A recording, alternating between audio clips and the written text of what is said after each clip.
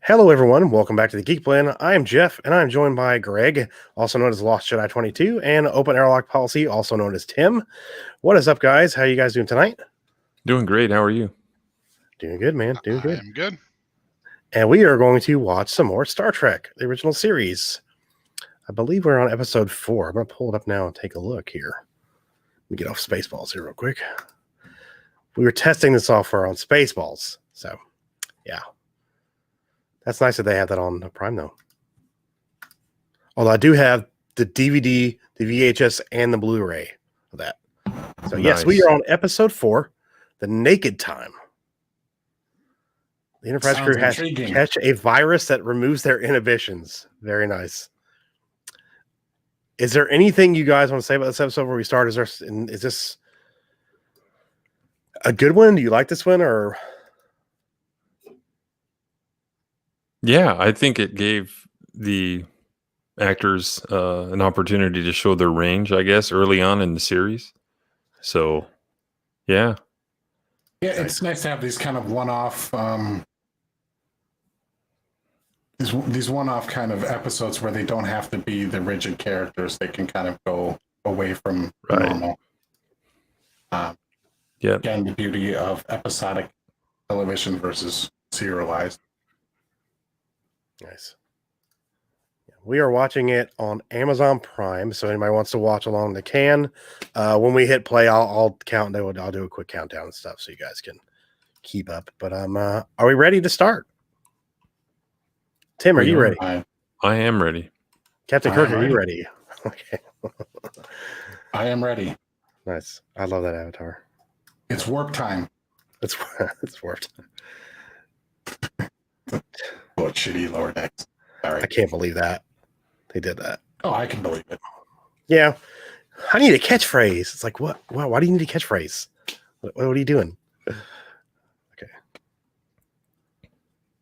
Is it loading for you guys? It is.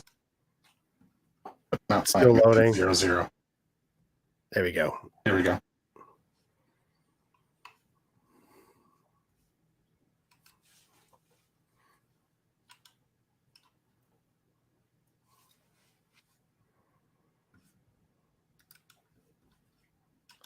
Timestamp is 18 seconds.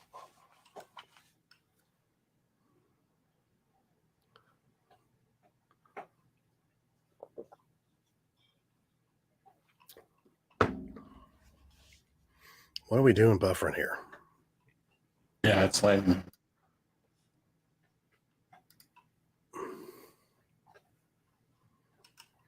it's really buffering here. Jesus.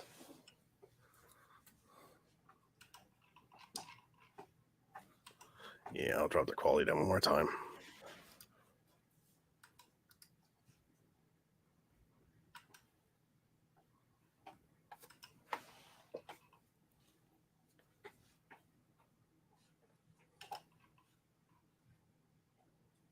Man, this is real bad. Yeah. Wasn't doing this earlier for Spaceballs. No? Weird. Hey, Rhino.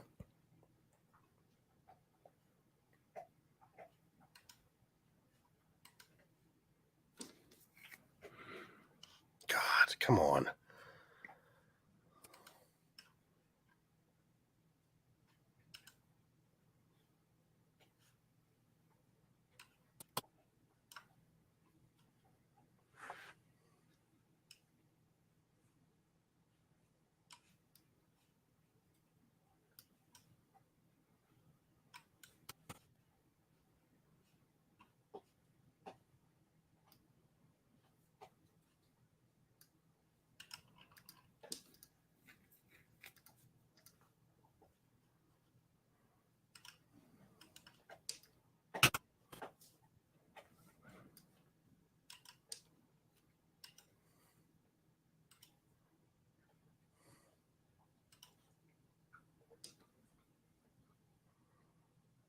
Two minutes, timestamp.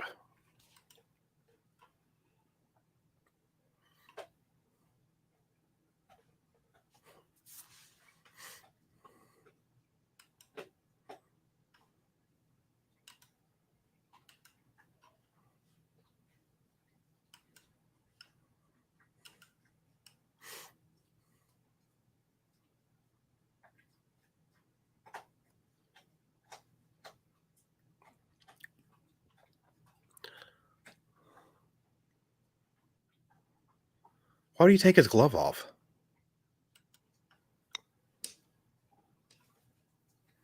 And wipe his face. He's wearing a mask. He's safe.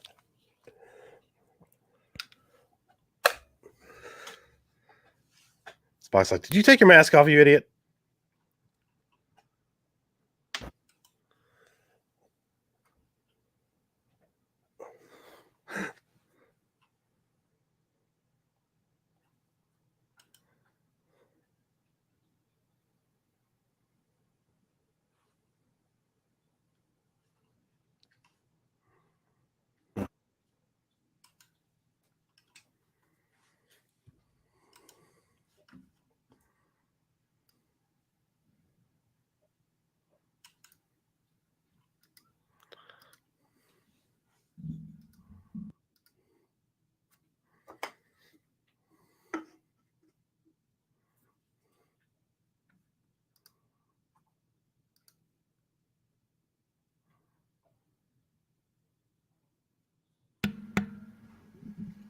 Thanks, Rhino.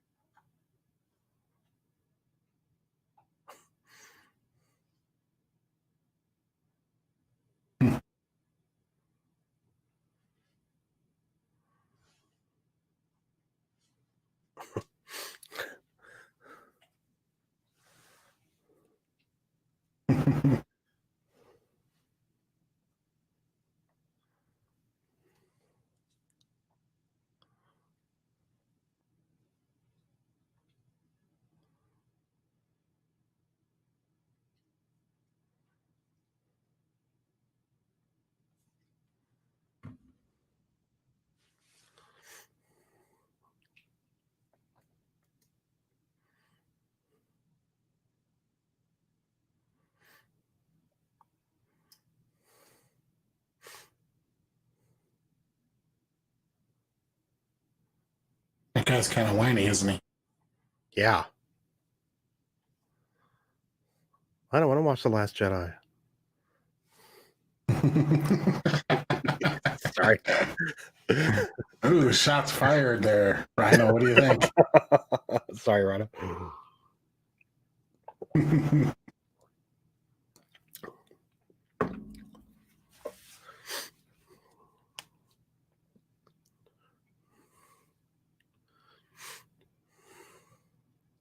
Basically, they're just investigating at this point. But what's his name was showing symptoms. Yeah.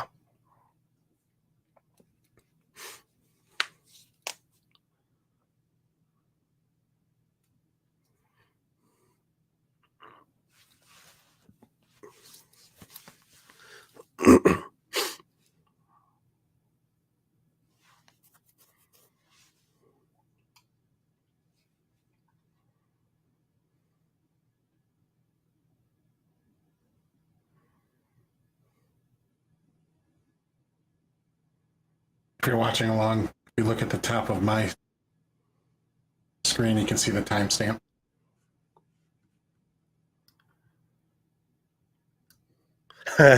Sorry, Rhino.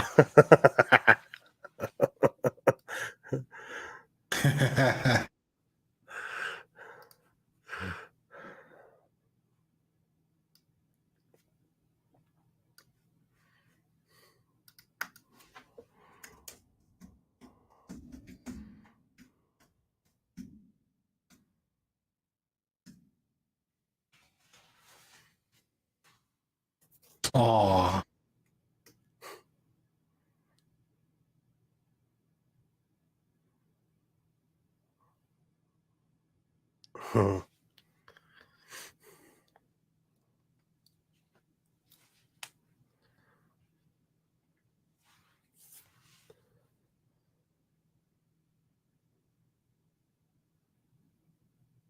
this is like the first episode where they really get Scotty. Yeah, I was getting ready to say Is that. it We hadn't better? seen him at all. I mean, we see him in the background. He said like one sentence in the last episode, I believe, or Mhm. maybe two.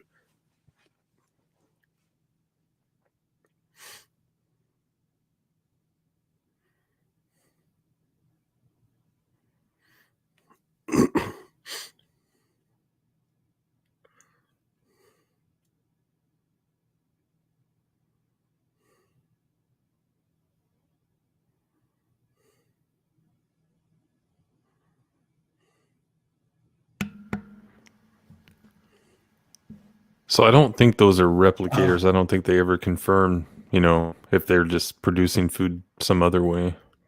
Okay. Yeah. I was kind of wondering about that because, like, what do they do with all the lids and trays? Yeah. Right. Bobby, we're watching Star Trek, the original series. This is the 4th episode. The Naked Time. So if you Thanks look for at the my thing, you can timestamp see thing. where the timestamp on my avatar.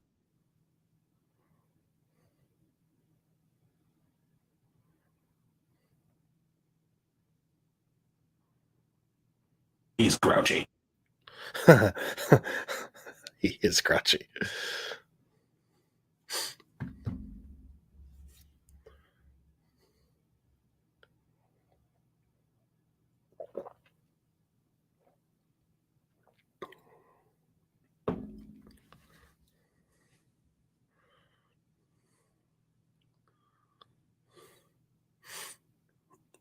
This is where we get fencing Sulu too, isn't it? This episode. Definitely. Yeah. It's my first time watching, Bobby.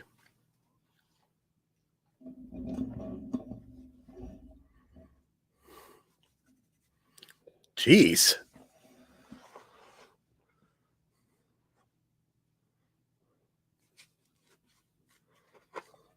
Good call joining Starfleet.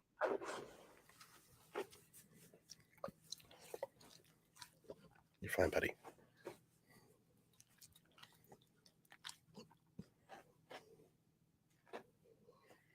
Oh, shit. Yep. Good boy.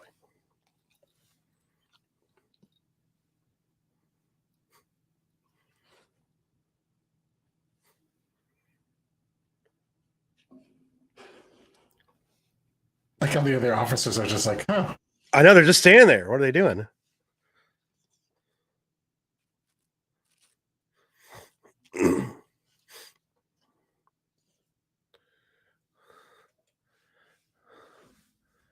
Oh, crap. He stabbed himself.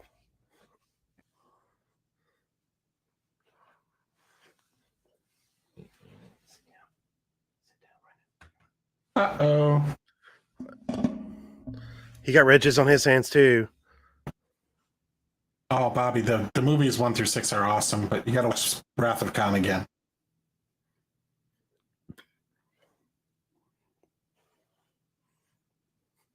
I need to buy the series in physical form, too.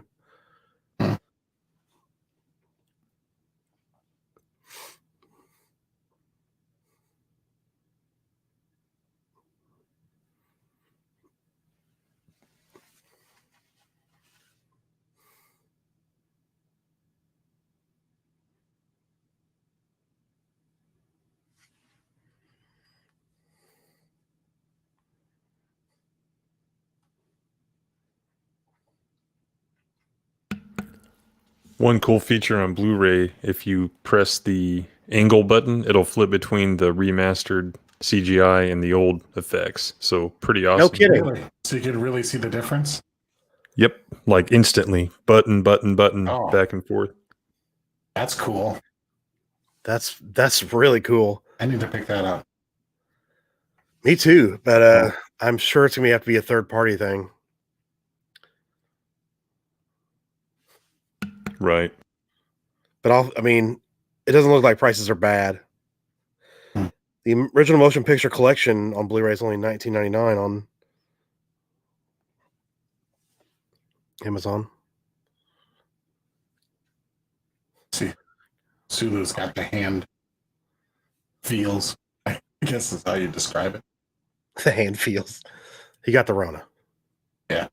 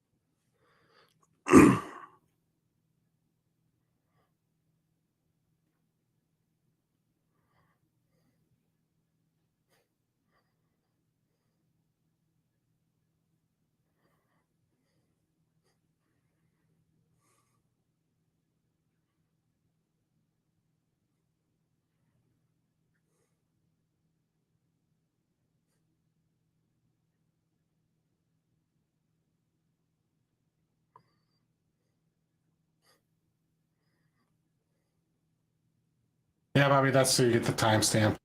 Yeah.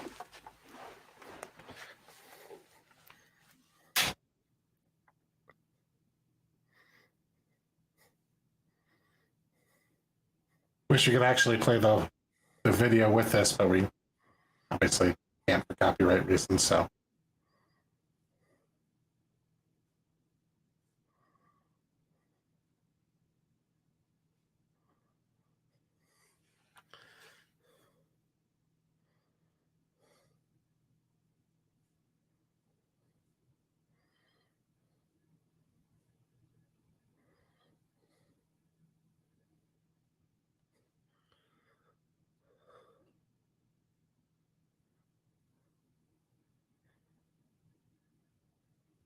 Oh shit.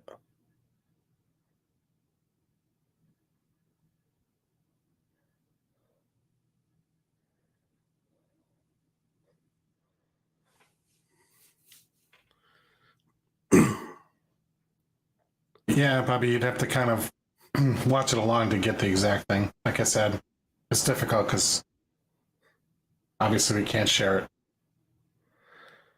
I'll get in trouble for sharing it anyway. Yeah. It's on Amazon Prime, Bobby, if you want to watch it. And like I said, we're only on the 4th episode.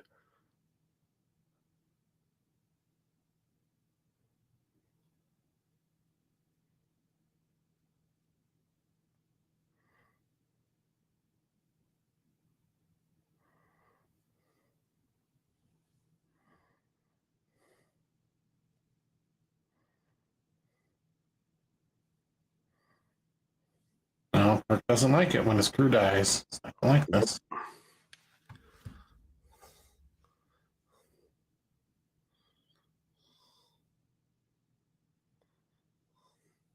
Sweating like a bridegroom.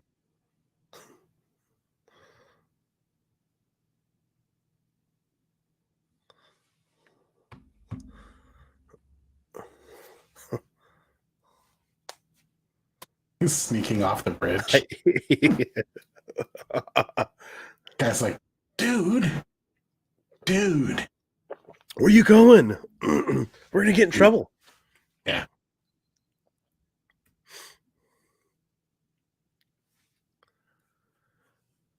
See, Kirk does not like it when he loses crew.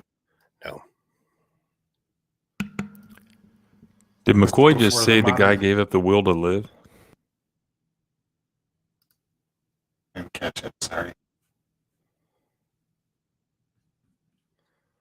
Did he? I think he did. That's where they got the Padme idea. Yeah, they did. Damn it, Bones.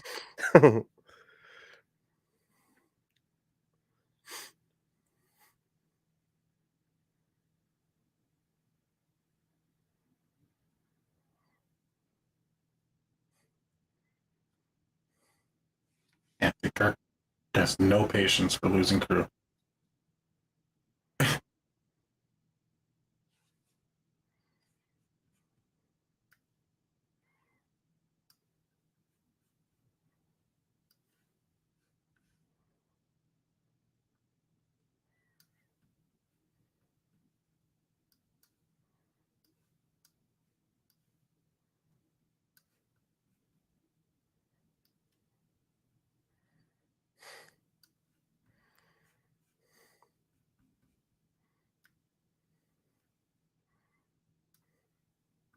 I love she's able to take over that. That's awesome.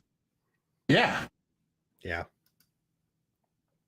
Like basic piloting should be something that an officer would know and understand. So it's not like out of the realm, you know? Yep.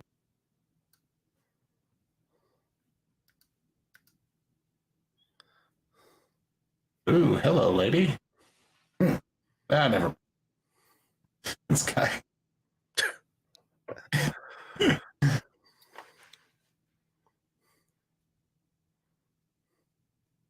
I think Raging Rhino's at work, Bobby. That's why.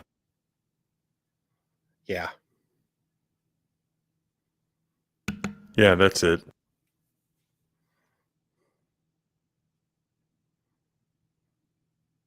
High-tech spray bottles. Mm-hmm.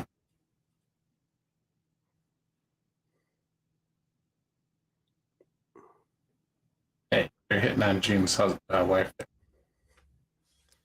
What? He's hitting on Gene Roddenberry's wife. That's his I don't wife? think- I don't think they were married at the time. Okay. They weren't. What's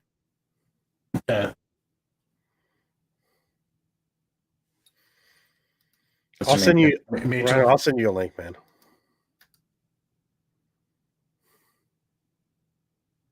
She got the red jizz now. Mm-hmm.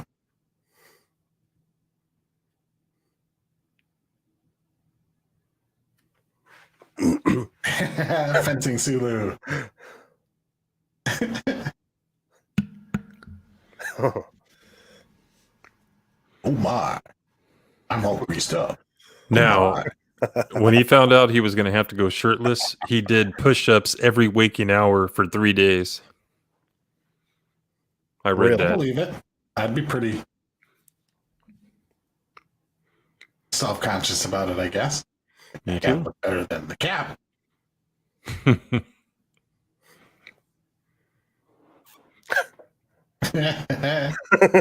Love this.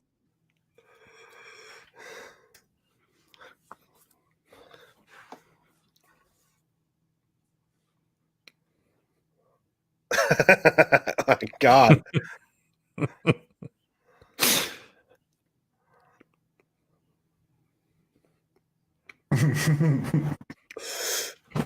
I love that. Wow. Now, they wanted to give him a samurai sword, and he said, why? Because I'm Asian? So he actually got convinced them to let him do a fencing sword instead. A He did rapier. a pretty good job, actually, of Yeah. Yeah. you know, at least looking like he knows what he's doing with the fencing sword. Yeah, he does. Apollo, this show definitely has bare feet. You should watch it.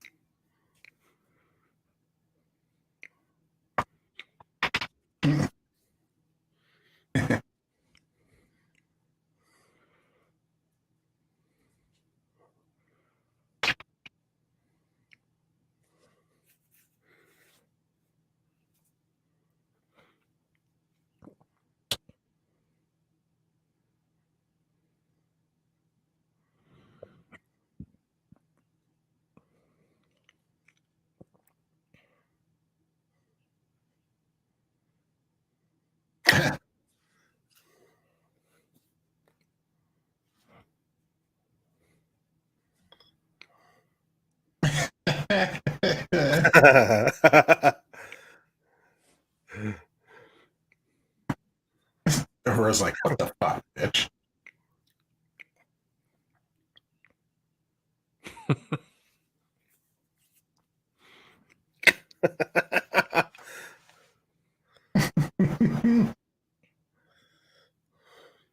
Here comes the neck pinch. There it is.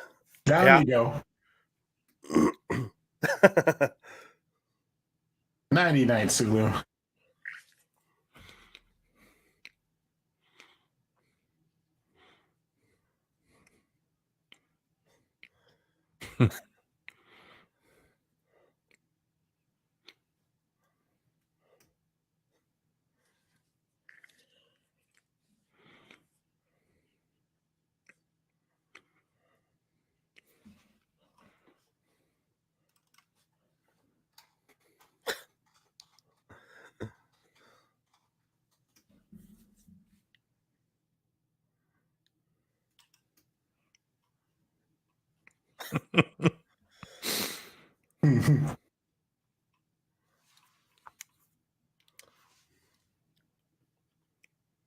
Getting a little pissy.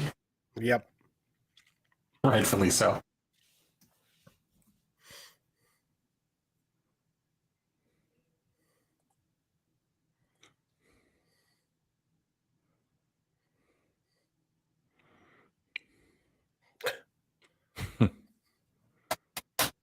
Hey, Apollo.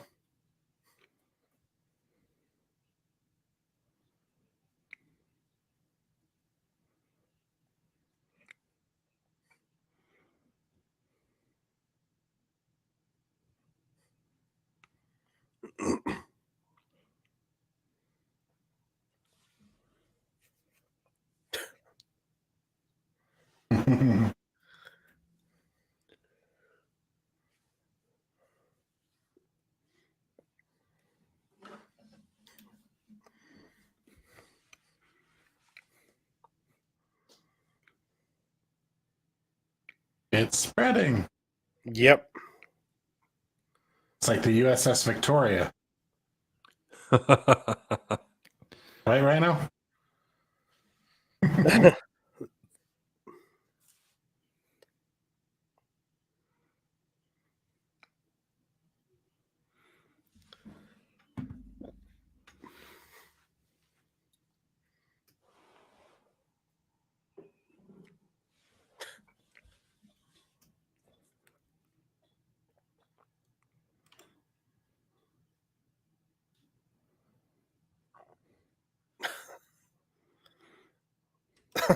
A formal dance.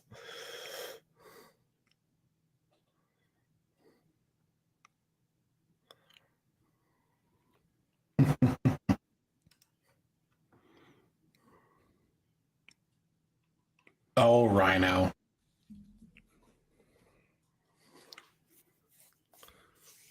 I love that effect. Yeah.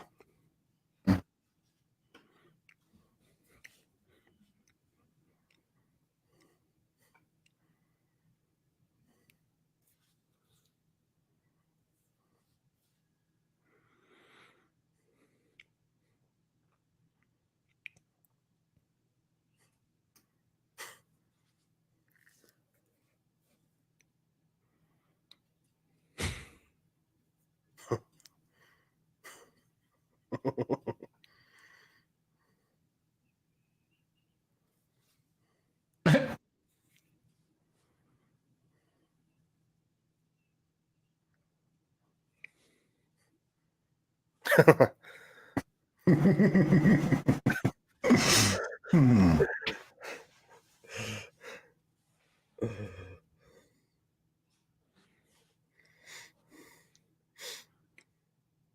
This time we see like a Jeffries tube.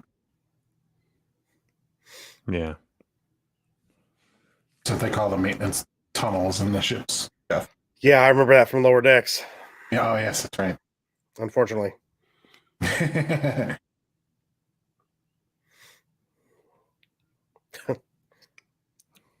See, this O'Reilly guy is acting like fucking Beckett Mariner.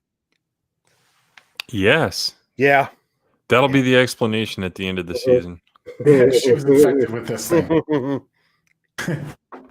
You know, an interesting thing about that actor, he was only in this episode and one other, but this is a pretty prominent spot in this episode.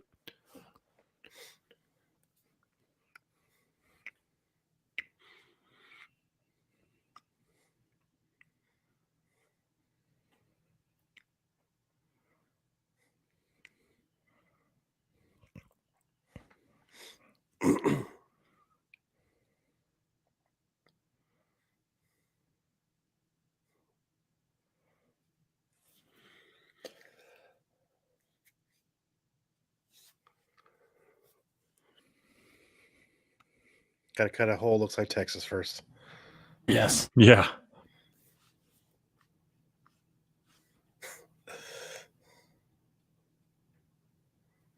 Neck pinch.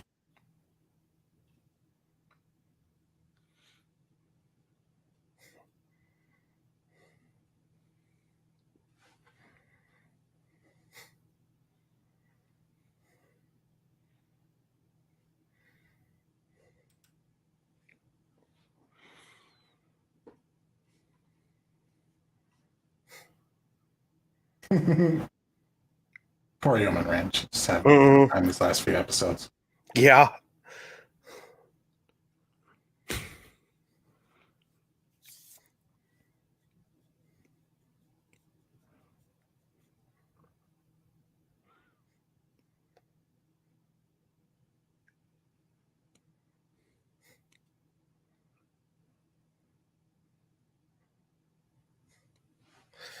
Logic.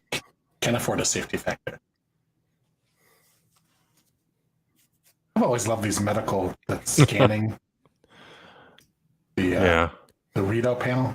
I thought those were cool. Yeah, oh yeah, it's actually a heartbeat monitor that mm-hmm.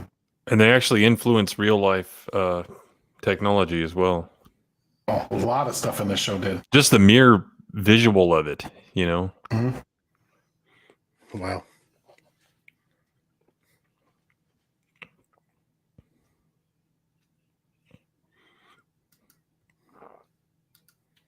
Yes, they were doing Mario Kart on Twitch. Yeah. Yeah, Should be over by now. Mario Kart.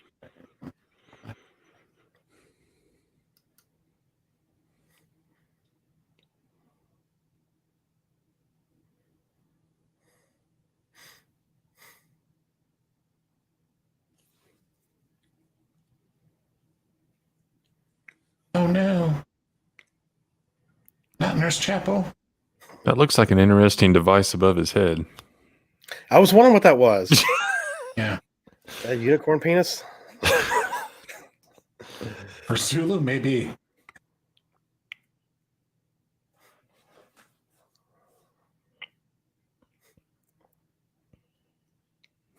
Yeah.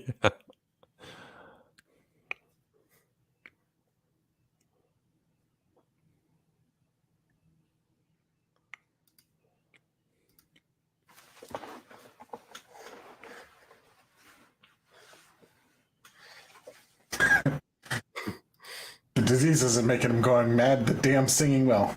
Yeah.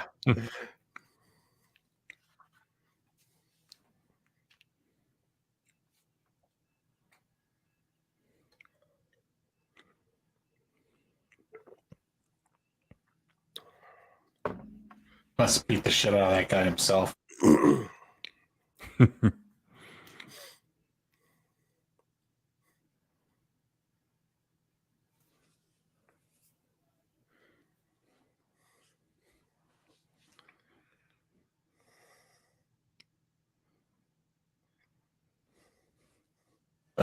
The nurse has got a tingle.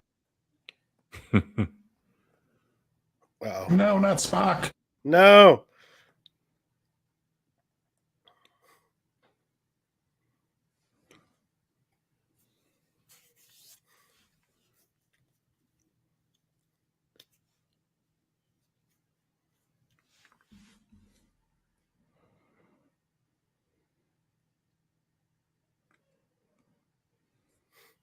Me neither, Rhino. No, fuck Mario Kart. Mm-hmm.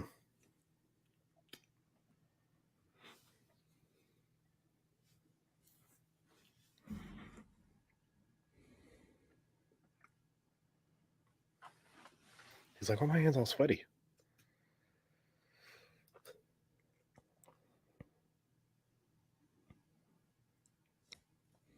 Banger, Spock. Pun fuck. Mhm.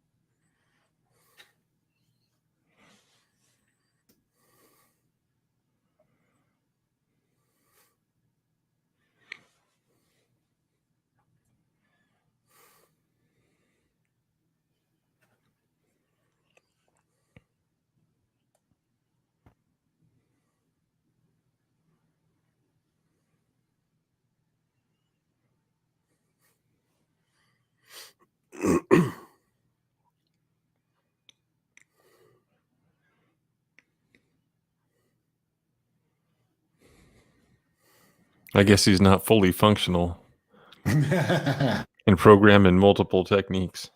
he's not quite Data. But remember that interaction, Jeff. Mm-hmm. That'll Okay. come up in the next generation. Really?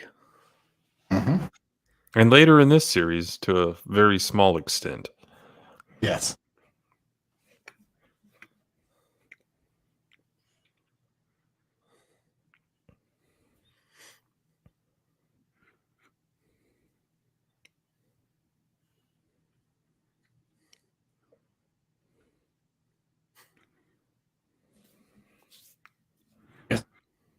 No one else could Doesn't have seem to played that made role. much progress. Kirk wants to hit him. That guy. Yes, he does. Badly.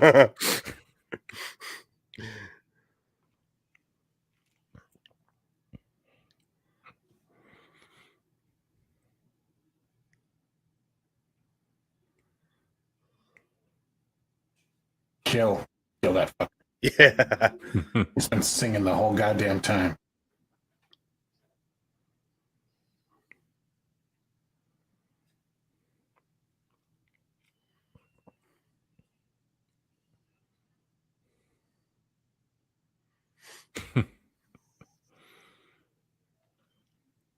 Control your emotions, Spock.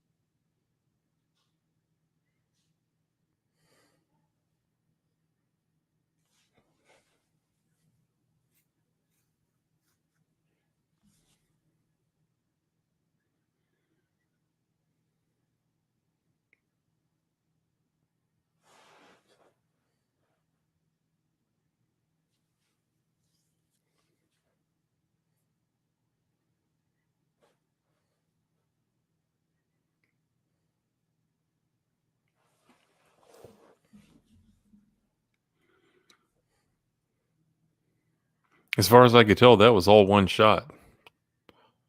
It Yeah. looks like it. Pretty impressive. Yeah.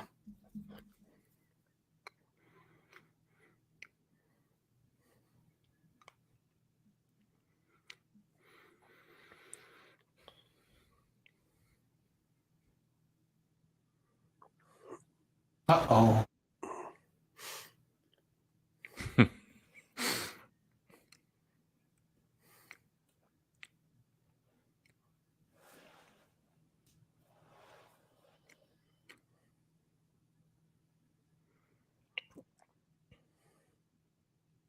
Just set it down in the ocean, JJ Chat style.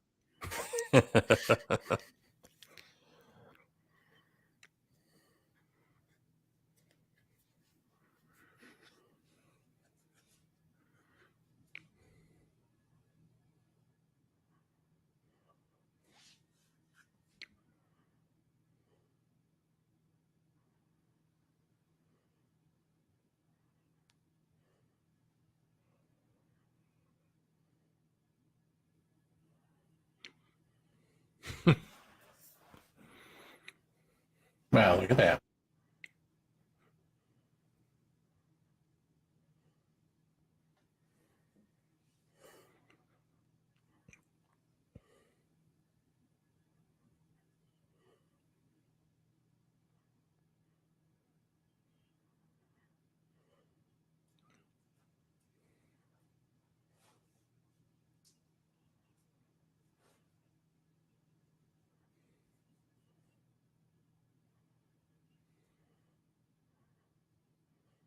Bunch of drunk bastards.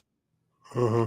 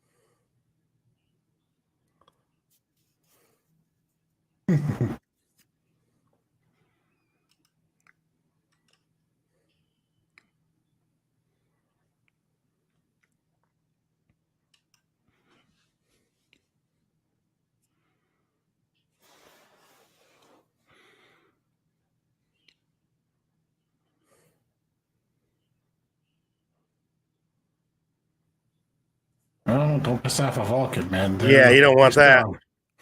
They're much stronger.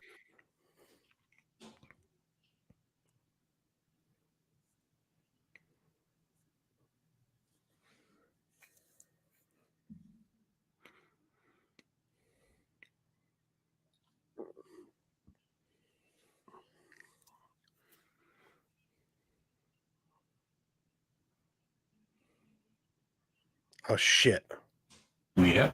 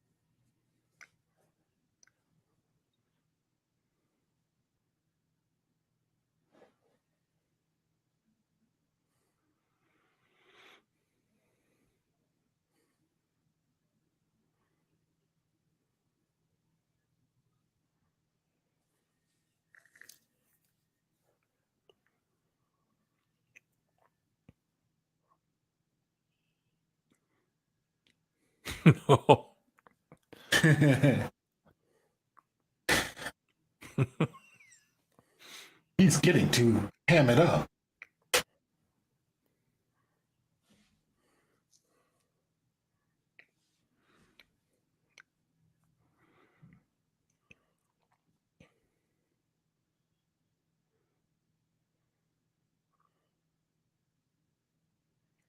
Jeez.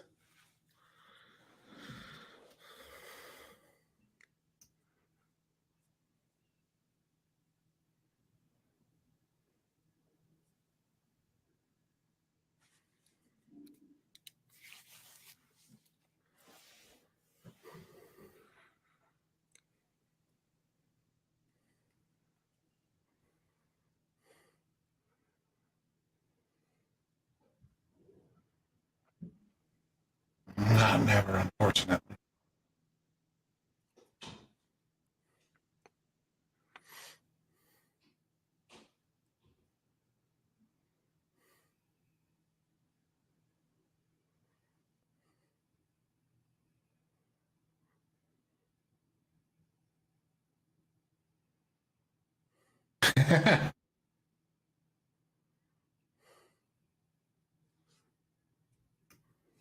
I forgot how much I like this episode, actually. Yeah. It's really good. A lot of the actors able to like kind of show off their range a little bit. Yeah. Mhm.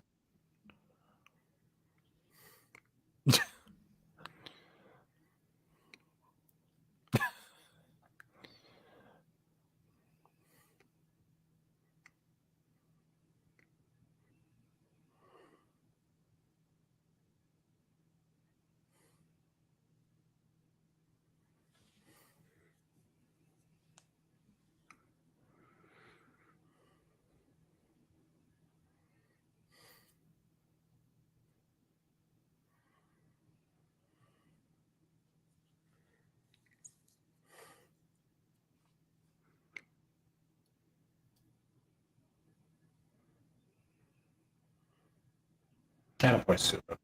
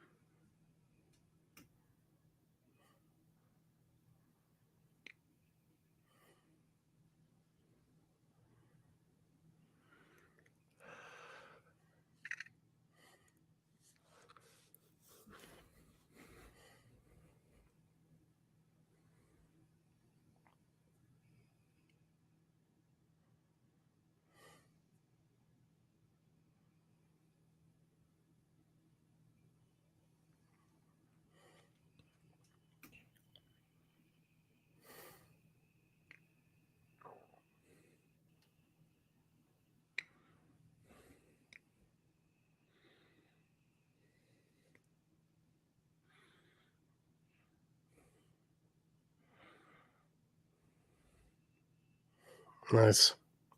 They made it. Nice.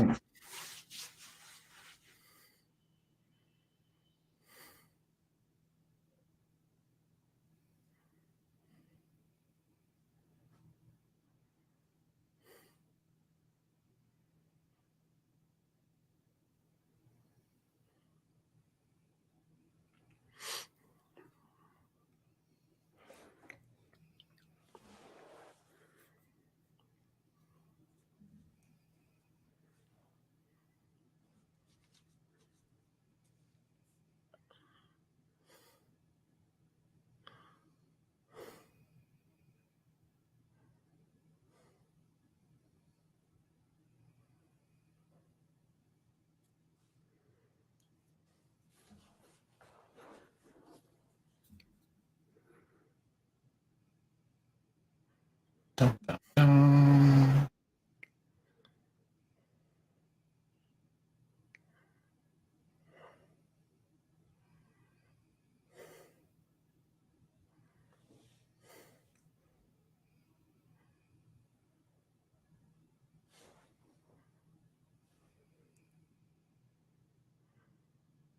Hey, kitty bear.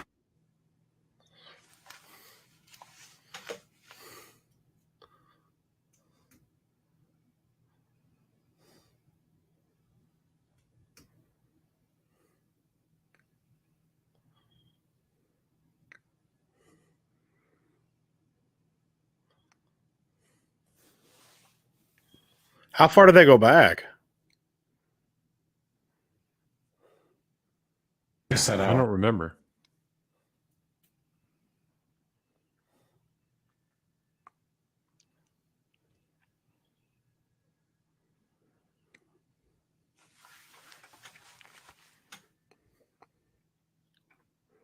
71.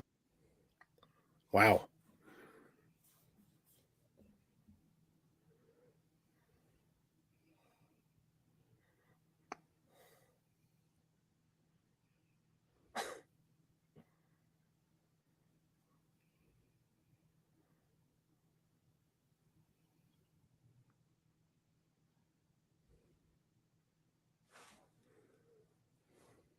You may.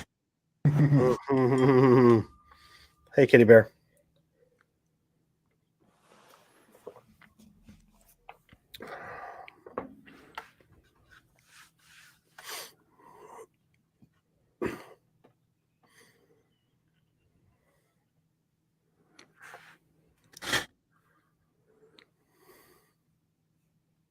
Wow. Let me get in and pause it. How's that for some good classic track, huh? That was great. That was great. It was The Naked Time. Okay. Naked Time.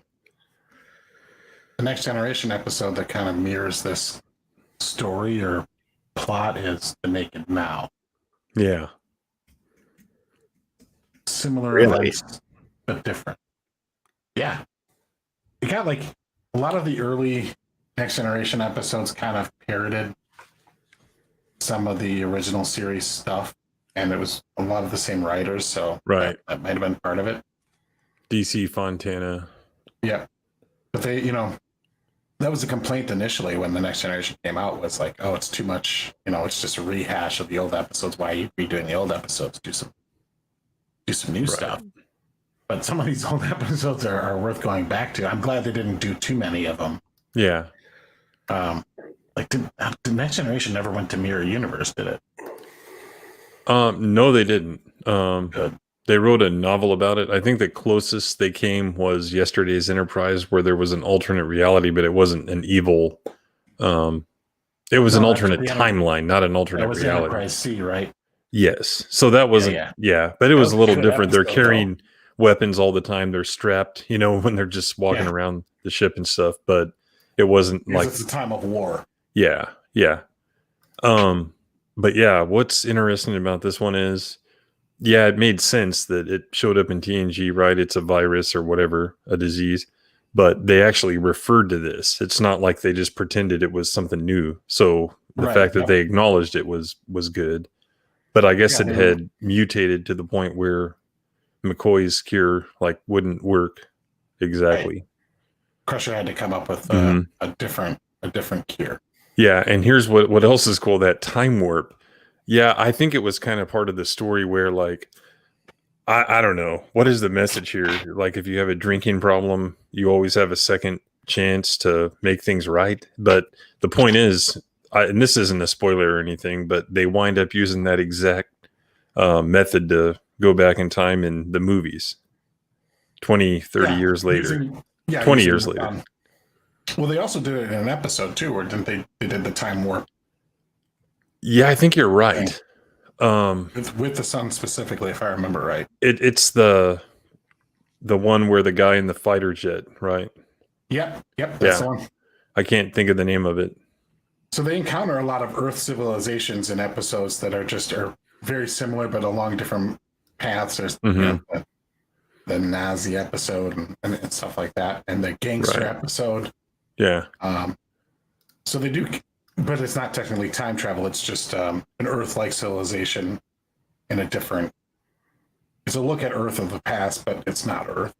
Right. But that particular episode with the jet pilot, it's Earth. Yeah, they actually travel back in time. The others are just contamination. Yeah. This episode had some great stuff. The acting was good. It had a very dramatic kind of edge of your seat ending, and it wasn't like it wasn't like a science fiction. It wasn't a special effects-a-thon. It was all just done with it was a bottle episode shots of the actors. Yes, it was, and things like that. So it was really, really well put together. There's some great moments. So you get a little bit, William Shatner's hamming it up when he gets the disease in this episode, but the stuff he says about being tied to the ship and he can't have the things that that's a reoccurring theme that you kind of revisit with Kirk's had to make all these sacrifices in his career. Right. Along the lines of his personal life, for duty and for the ship and everything. So you get a little glimpse there, see a glimpse of Spock's actual struggle with controlling his emotions, being that he's half human, half Vulcan. He can't easily just purge himself of emotions like Vulcans do. Yeah. So like there's some really good early seeds for future episodes that are in this particular one, which is why I like this episode so much. It kind of really tease it. And it's interesting. They could have really done something like interesting, like right here, like where they actually gone back, like way back into the past. Right. And been like stuck there, kind of a Back to the Future type story. Obviously, way before Back to the Future came out, because this was aired in the early '60s or mid '60s, and Back to the Future is like '85. Yeah, but and good stuff. Yeah, and I fantastic episode. This really showed Nimoy is the only person that could have played that role. I mean, he was more or less no one before. I think he was working in restaurants and stuff like that to make money in LA, and he took this role, roles, but not much. You're right. He took this role and he embraced it, and he made it something that is culturally iconic now. So absolutely.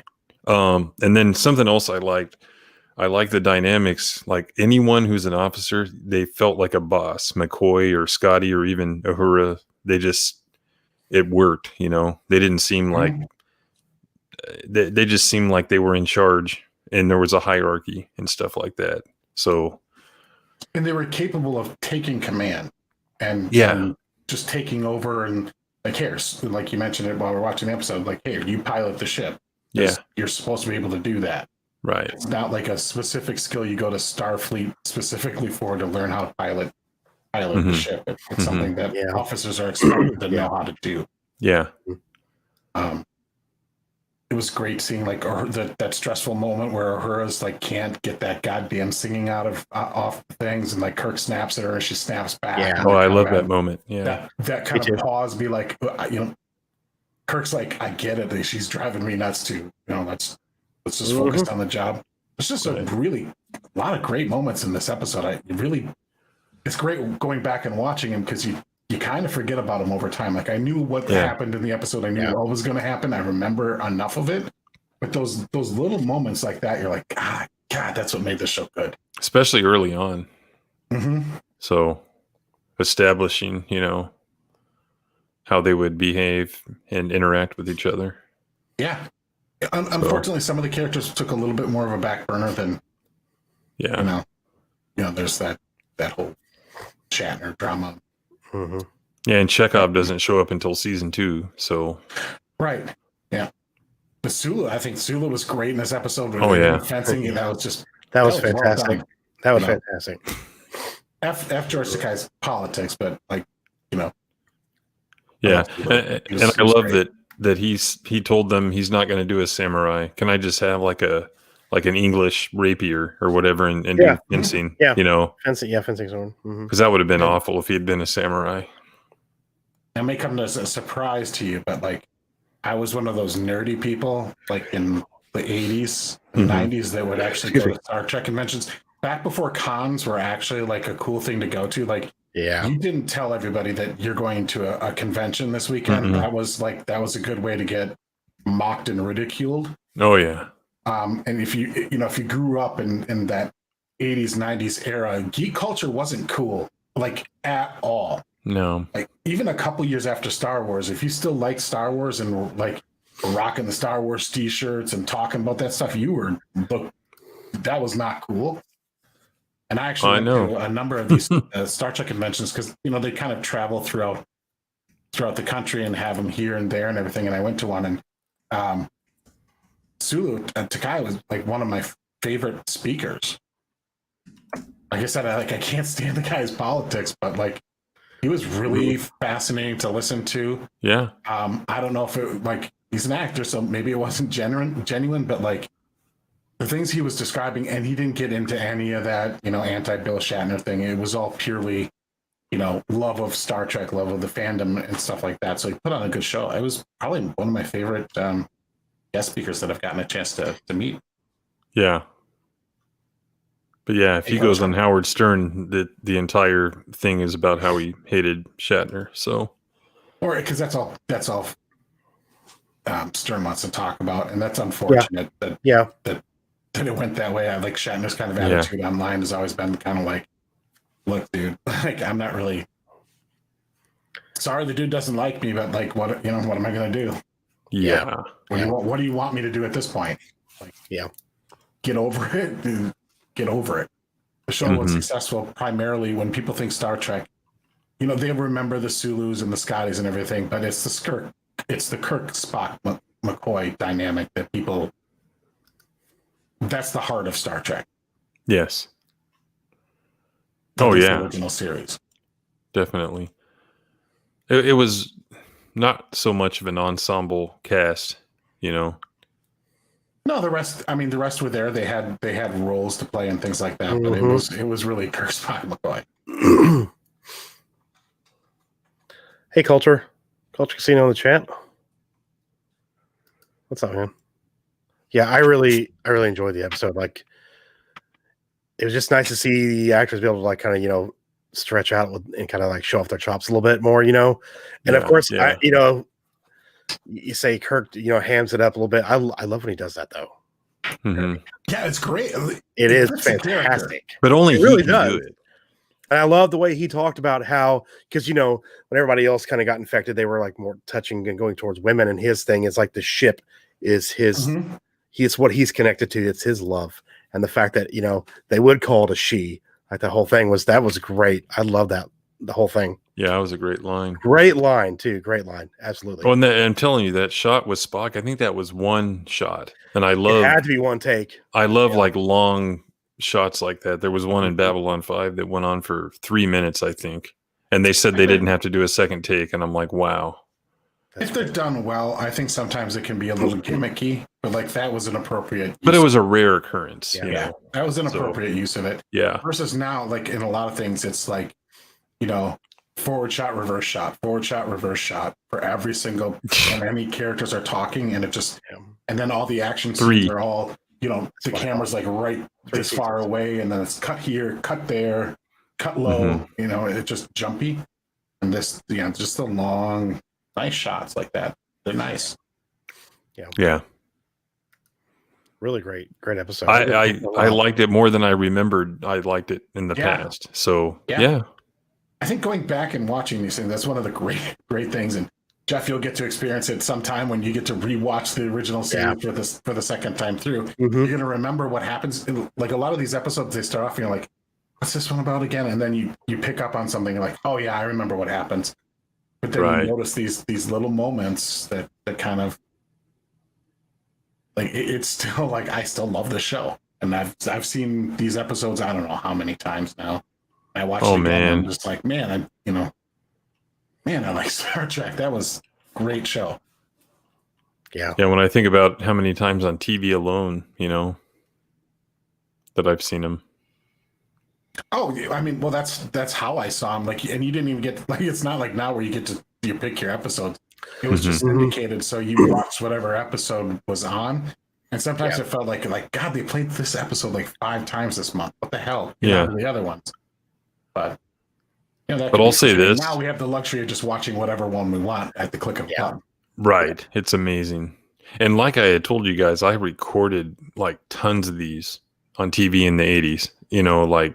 Just whenever they were on, and I had them on those Kodak VHS blank tapes. You know what I'm talking about? Oh, so absolutely.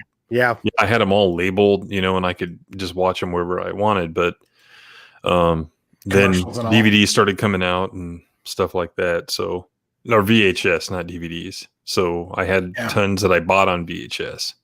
So we're so spoiled now with streaming. It's not even funny. It is. It's you're absolutely right about that. I want this episode right now. Mm-hmm. Like you'd have to, you know that like Star Trek was going to come on, and like God, for me growing up, it was on 6 different cable channels at different times of the day. So you could watch 5-6 episodes of Star Trek every single day if you really wanted to, or if you just had the time. I would have rather done that than go to school most of the time, but unfortunately, damn it, my parents wouldn't let real life, yeah. But I'm looking at the upcoming episodes, and none of them really stand out, but I'm telling you, like 6 or 7 from here, there's like a stretch of really good ones. So, but none of them are really bad.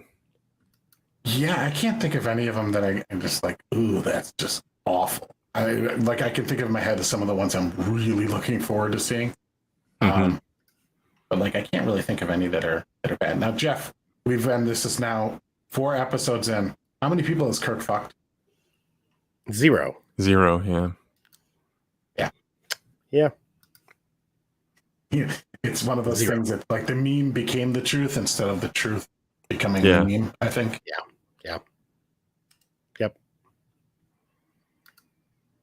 But yeah, Like, there's he some hasn't really even had, like, a good ones slight coming up. romance. Yeah, I don't want to spoil the order. But Get some good ones, huh?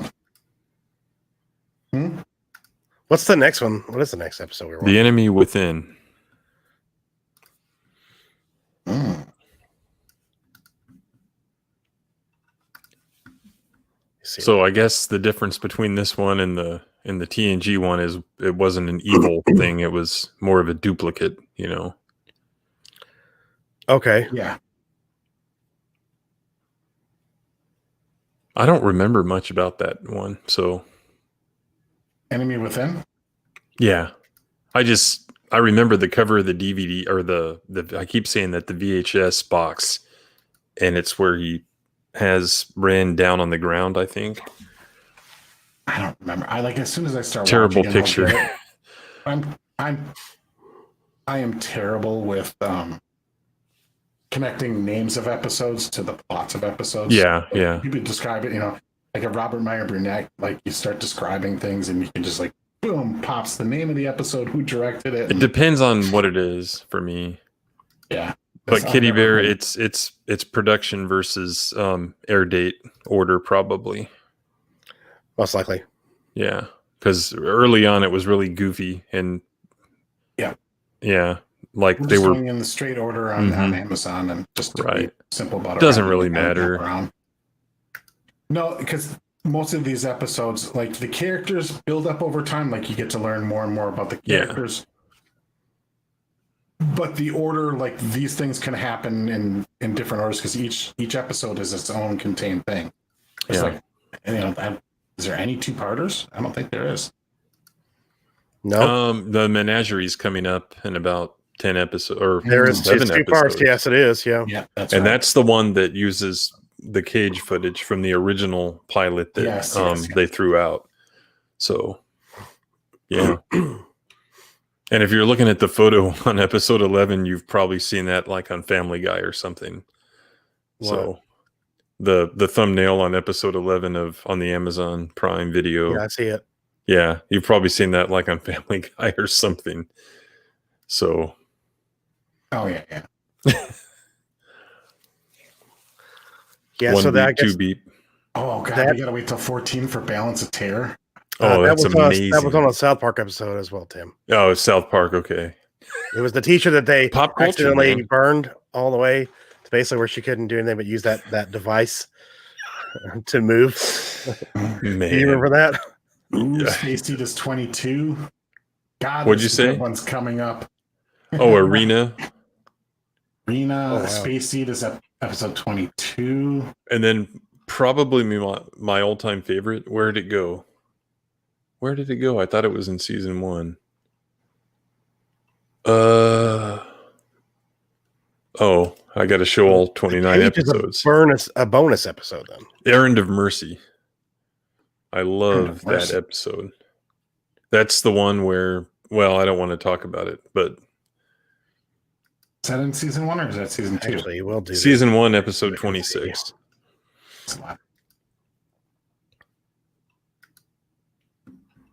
Yeah, there's not a lot of bad ones in the first season. Yeah. Oh, yep. Ooh, 28th City on the Edge of Forever. Oh yeah. Episode. That's like pretty much. More often so we can get to these ones. Yeah, that's pretty much the public's favorite episode of all time.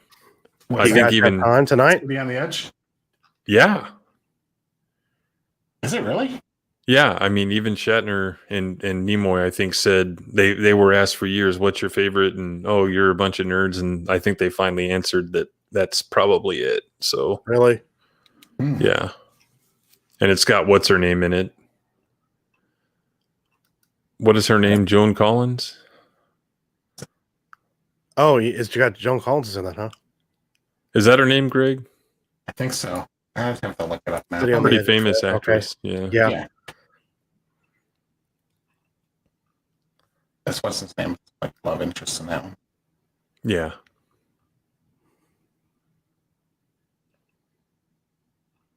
Man, there's a lot of good. I'm looking forward to this. Yeah. We need to do this more often so we can get through them. I know. I'm checking You to guys see. have time tonight for another one? These episodes. Yeah. You do, Yeah. Greg?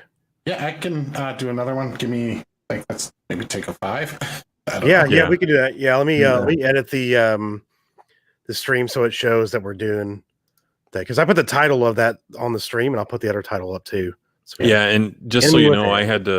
I had to pull up Amazon Prime on a my own tab. Well, it kept like that was on my It end. was very stuttery for me in the beginning. Yeah. As well. And I Well- shut down my OBS, which was running my, the virtual cam in the background too. Mhm. So now I'm just using my regular webcam. I think that's one of the reasons it was doing that. And now it's fine. Well, so No. what I did was, even playing it on mine, it was still lagging. So I switched to not the worst quality, but the, I guess, good, better, best. I went to good, which big deal. What's the difference from a 60s TV show? And it stopped lagging. So, and I know it's not my speed because I'm pulling probably 130 megabytes a second on average. Yeah, I'm So, pulling pretty good too right now. Let me, Kitty Yeah. Bear. The Cage on Amazon Prime is basically a bonus episode. Yeah. Yeah. But you should watch it first. And it's The Enemy Within we're going to watch, right? Yeah.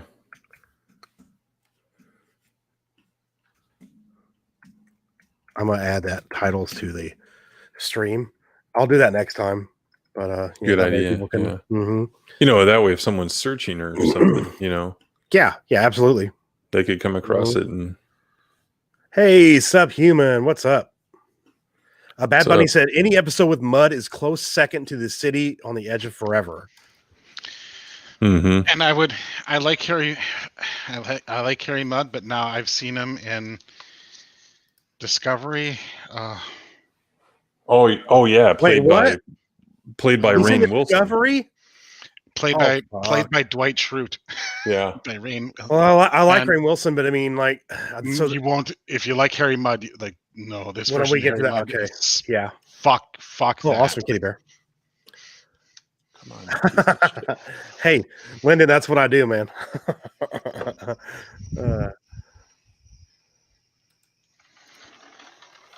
Also, this week too on the Cantina, it's going to be me and Tim. Oh yeah. So, yeah, I'm drinking one of these again tonight, man. This Mandarin, It looks good. so good. It's yeah. So you got it on Netflix. When we get going, Kitty Bear, if you look at Lost Jedi's window, he'll have the timestamp so you can follow along where you are. Probably the next time we get set up, we'll be going through OBS. We'll have an overlay and we'll kind of have a different setup going on. So we just decided to just jump in on StreamYard tonight. And we were going to do Twitch again, but we already got more people watching here than we did ever had on Twitch. So Yeah. And there's Lyndon. Yep. oh, nice. Hey, Subhuman, you're drinking you're catching up with some of your comics. Cool. And if you'd like to watch it, if you have Amazon Prime, we can invite you to the watch party Mm-hmm. as well. Yeah, but the thing is, we'll Correct, just you're saying. you'll just have to mute yourself when you get in there. Yeah. I can put a link in it. It's a Chrome extension called Scener. It'll have you add the extension, but you have to have Amazon Prime to watch. You have to So log if in. you- Yeah. Yeah, you have to log in. So like with Kitty Bear, you wouldn't be able to join because you have it on Netflix, and you're in another country, so that is another thing too. I'm gonna go get some water. Bad Bunnies. Okay. Bad Bunny says when you compare Star Trek to chlamydia, you should be bitch slapped. I'm guessing that is a STD. STD reference. Yeah. Why? Who's you're in the room creating this Star Trek series. You're Alex Kurtzman, that literal piece of shit, and you're sitting there like, and you say Star Trek Discovery, and one of your buddies like, dude, STD. Okay, let's change it. But no, they move forward with it. Well, the thing is like abbreviations in the Star Trek. I'll put the thing, link in the chat, Kasparius. Like fans have been abbreviating the shows. Star Trek TOS, the original series. Yeah. TNG, the next. They've been doing it forever. DS9, Deep Space Nine. Voyager people usually just Star Trek VOY, but or yeah, VOR, Amazon Prime. maybe. It'll ask you to log in, but it'll also have you grab that extension, Kasparius. But when you get in, make sure you mute your mic and turn off your camera, because since we're going through StreamYards with our mic. But when we play it, you'll see it play too. So yeah, you'll be able to watch with us, and yes, like particularly if you have two monitor setups, you can have like the stream on one thing and then play it on another one, or you can shrink your windows down. Hey, Kitty Bear, you know what though? The high seas is a really good place to find stuff. So you're good. You're good to go there too, or at least the place you dock, if you know what I mean. Yeah. Wink, wink, nudge, nudge. Know what I mean? Know what I'm saying? Yeehaw. No, it's arr. Yes. Well, I was doing the wink, wink, nudge, nudge from Monty Python. So Yeah. I love Monty Python. The variety, not the watched variety it in a show, while. but the skit show was awesome for sure. Oh God, yeah. It's probably canceled. So fucking long. It'd be fun to do a Holy Grail watch party. Oh yeah, absolutely. That'd be fantastic. That'd be fantastic. I haven't seen Life of Brian in a while either. What's up, Elite? What's up, man? We got 13 people here, guys. I'm gonna Arg. run real quick and grab it. Yeah, I know. I'm He gonna grab gets a it. drink and then we will we'll get started here. Super rare for here. Live within a half mile of the ocean, getting our first major thunderstorm. Oh, Ooh. Runner is 5 subs away from 100. Nice. Nice. Nice. I think we're all subbed to Runner, though. I believe so. Pretty sure. Mm-hmm. I will double check to make sure. Also, if you guys didn't know, Tim down here, Open Airlock Policy, he put out his first video today, kind of like an introduction. And he's going to start doing some more stuff. So I'm also dropping his link right now in the chat. Thank you. Please go subscribe to him. He's going to have some great content. And he's going to be doing some stuff with me here as well, too. So we're going to do a lot of crossovers. This will be like the MCU of Phantom Menace. Yeah, and yeah. And I just saw on Twitter, Mongo's Big Think said something, and I'm completely... it was something very nice, and he's I can't I like even go Mongo. there. It makes me I want like to cry, Mongo. but yeah, it I was like very Mongo nice. quite a bit. Yeah, he's awesome. Yeah, it beats some of the other drama that's going on right now. Yeah, No kidding. Yeah, no absolutely. shit. That's all we're gonna say about that. Mm-hmm. Yep.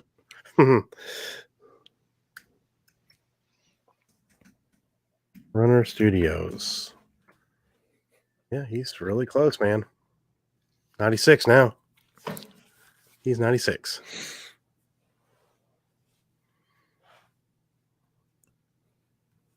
I'll put his link in the chat too, guys. If you haven't subscribed to Runner, he's 4 away from 100. That'd be awesome for him. He really did it. By the way, the other day he did a Batman Ben Affleck montage. Pretty cool. Pretty cool. So I showed that doll that time, that Mego doll. This is something I can't even remember where I got this, but it's like a porcelain thing that goes on a stand, right? The camera doesn't do it justice. It's got like this gold thing, but here's what's awesome on back. It has like the profile, like his name and where he's from and all that stuff. So I found this up in a container in the attic last weekend. So goes in that little nice picture stand. Yeah, pretty cool. What's that Superman thing back there? Oh, it's the one where he came back to life. It came in a bag back in 90. White, because they put the Four? dead Superman in a black bag. With In the a blood. black, Yep. correct. I Mhm. don't have that Right. one. That's the one that's worth money. I did. It got stolen, so I used to have it. Yep. But yeah, that's what that is. I have another one up in the attic as well, still in the bag. Nice. They were cheap, so Nice. Yep. I also had Spawn 1 through 100, all the McFarlane run. Image, right? Oh, yep. All that stuff's gone. Where'd it go? Stolen? Stolen. Yep. Out of an apartment. So. Oh, it sucks. All kinds of stuff, man. All kinds of stuff. I'm gonna grab a drink. I will be right back. All right. Actually, Greg's not here too. I'll wait till he gets back before I take off. I'm here. You can sit in. Okay. I'll be right back. Give me a second. Greg has the con. Dead air anyway. Yes, I'm gonna, computer start destruct sequence. Yeah. What was his code? Computer, 0, this 0, is destruct Lieutenant 0. Commander Greg. Yeah. Authorization code Alpha 112 enable. Those are always cool scenes whenever they do those. Yes, the dramatic self-destruct. They started to overuse it a little bit though, but especially in First Contact when they wind up having to just cancel the destruct sequence. Yeah.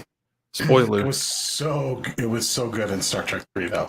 Mm-hmm. That moment when I like how it starts out with no music. Mm-hmm. And then as they start talking, the music starts building up. Yeah, it gets louder, kind of louder and louder. And I haven't seen that movie in 10 years, probably. Oh. Yeah, and I remember how that scene 3 went. is so underrated. Appreciated. Mm-hmm. Like, I love 3. Because, well, I mean, I love Wrath of Khan the most out of all of them. And 3 is just kind of a direct continuation. Am I using a voice activation? No. Do I sound bad?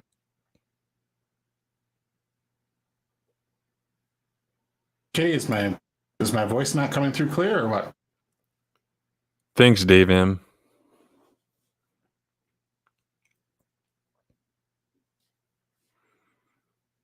You sound fine to me. Weird. But yeah, 3 is good. I remember the first time I saw it, my mother and her friend took me and 2 other kids to see it. So yeah, it was great. I wasn't allowed to see 2 because they had heard, it was a little graphic, and I don't think I was allowed to see that until I was about 8 years old. So there's a couple moments. I wouldn't, like, by modern standards, it's certainly not graphic. I mean, I think it was like the helmet scene, Oh yeah, yeah, with the ear thingy, the earwig thing. Ugh. Yeah, that was a little intense. That was an intense scene. I think Scotty's nephew was a little brutal. Yeah, Preston, Lieutenant Preston or Ensign Preston, I think was his name. Sounds right. First training mission, yes, sir. Yeah, it was awesome. I love that movie. I love the Wrath of Khan. I still can't watch the end of that goddamn movie without getting all Oh, I know. Choked up. What about the rest of the inspection, Admiral? Later. That was vintage Kirk. It was. That movie was so perfect. I mean, probably one of my favorite musical scores of all time as well. Yeah. Because it really added so much drama to that. That was Horner, right? To those space battles. That Reliant music and that dun, dun, dun, music. Dun, dun, dun. Yeah. Dun, dun, dun, dun, dun. Yeah, exactly. I probably saw that movie 50 times, so I'm not going to try and do it, but I did it already. So thanks. I speak a little jerky, huh? Kitty Bear. All right. You do speak jerky. I can confirm that. Yeah, beef jerky. Thanks.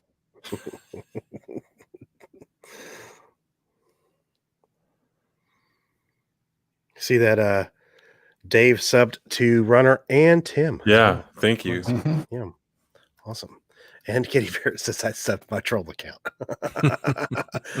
Do we all have troll accounts here? I guess. don't. I mean, it's, Which troll account would that be, which Kitty Bear? Reveal yourself. don't give away your secrets, Kitty Bear. Don't do it. Don't do it. I mean, it's not like other people don't give away other people's troll accounts, right? Right, Rhino? Yeah, right, Rhino. Yeah, he does that. He does that, doesn't he? Yeah. I don't know if I like that one or not. That like. Let's see if he's still in the chat. Heard his name.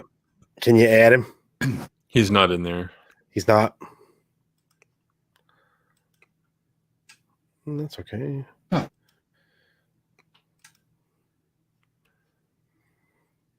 He's I'm back. just messing. Yeah. Ah, there he is. He was listening. He just wasn't in the chat. Do you want to send out another tweet, or do you want me to do that, or? Yeah, you guys can if you want. You can tag us both. All right.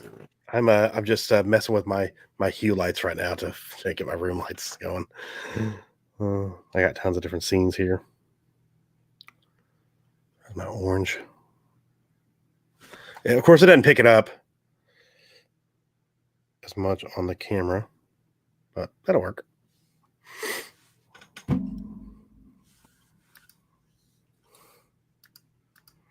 Rhino's here. Here he is.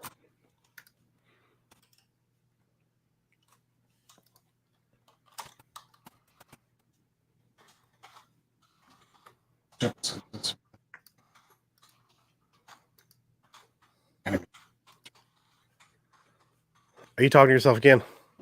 Yep.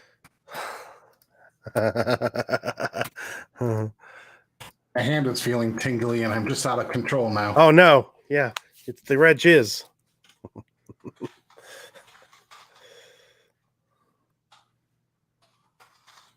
It literally like jizzed all over his hand when he was on the planet. Like it just shot out onto him. That was a really good episode, man. That was really good. Yeah, I really enjoyed that. That Spock scene probably so far is my favorite scene we've seen so far. Yes, That was great. Great scene. Yeah, he showed what he could do there. I wonder what account that is. I am manager's gone home. Let's go crazy. Nice. Rhino is at work. Yeah. Nice. Not much of a troll account if it's like got your name in it. Yeah. I like it so though. It's got the hairy ass picture he sent me on the Discord last night. It was funny. He's like, here's a picture of the hairy ass I promised. It was a hairy donkey. For some reason I didn't hairy donkey. See that. Yeah.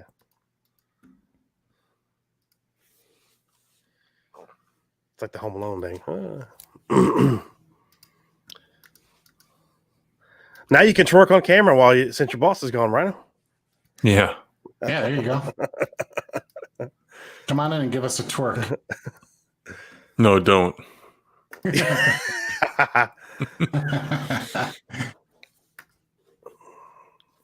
Thanks, guys, for tweeting that out. I appreciate it. No Yeah. problem. Nice. Sweet. Oh, Ryan. Runner got 100. Sweet. Yeah. Nice. Yep. And Kitty Bear says he trolls himself. Don't we all? Like Ryan says, yeah, nah. All righty, guys. We are on Enemy Within. So before we get into this one, there's always those shows out there that do the evil versus the non-evil. One has like a goatee, the other one doesn't. Is this where that came from? No, that's much later in the series. Sorry to cut you off, Greg. It did come from Star Trek. Yeah, it did. Okay, just not this episode. This is the mirror episode. Yeah, got it. Okay, which is 1,000,000 times more awesome than this one. So 1,000,000 times.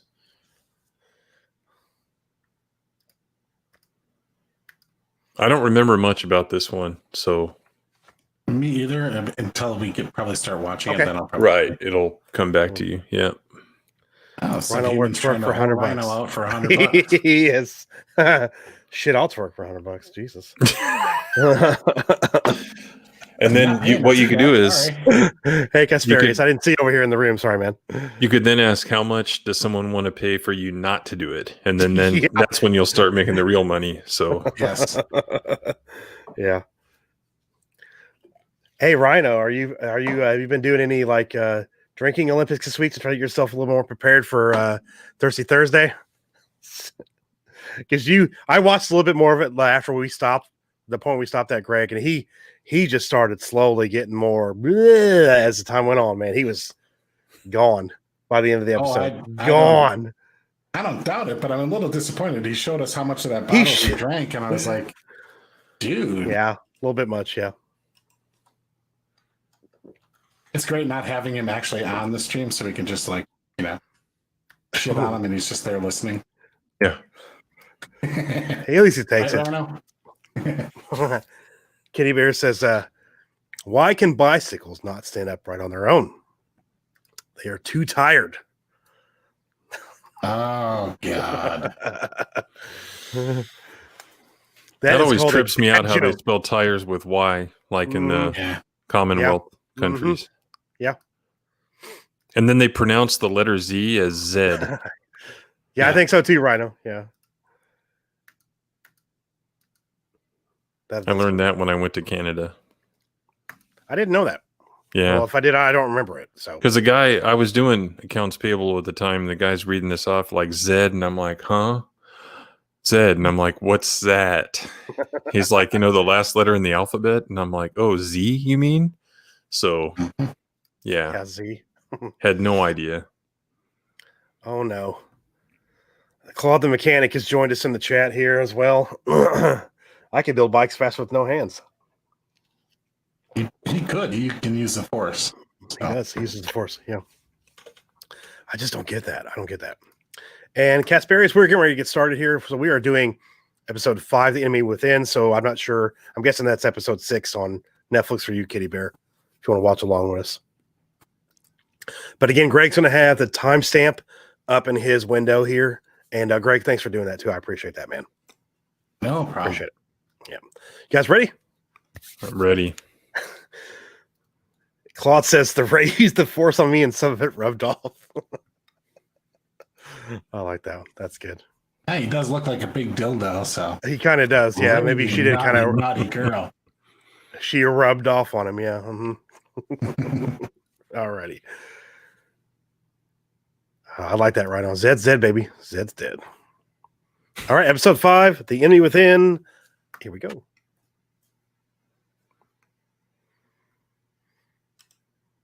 My dog will not stop farting. Thanks, dog. Appreciate it. Advertisement. Are you serious? It's the final season of Man in the High Castle. Sweet. That's another good one. Here we go. Greg, are you going to show your timestamp again? Yep. Was it not showing? No. Your timestamp's not showing. Thank you.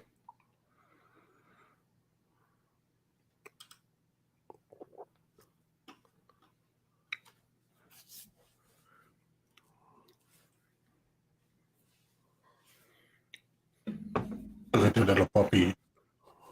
Oh, Dave, you saw him on a first broadcast run, huh? Nice.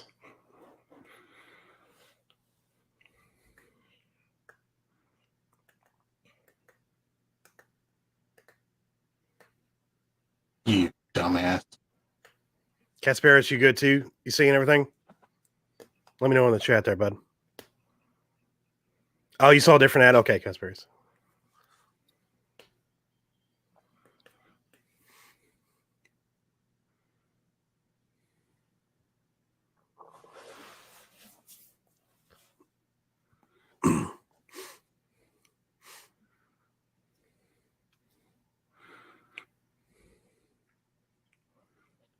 What the hell?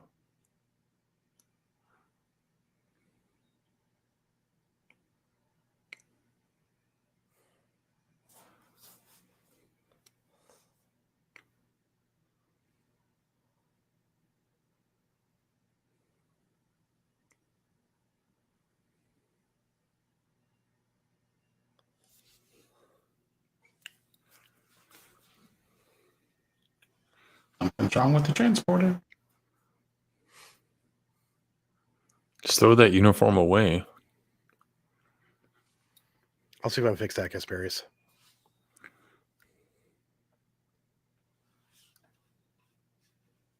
Yeah, unicorn dog. Yeah, kind of. Oh, damn, it's on normal latency. That's why. Jesus.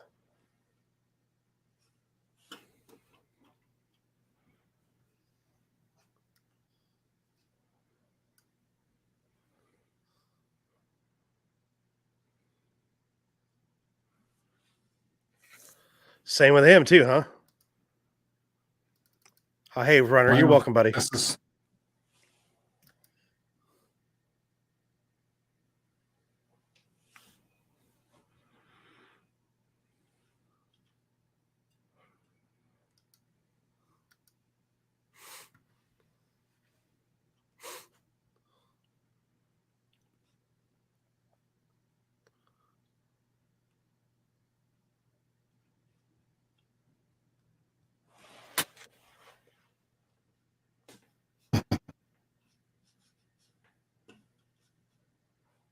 that's not supposed to happen.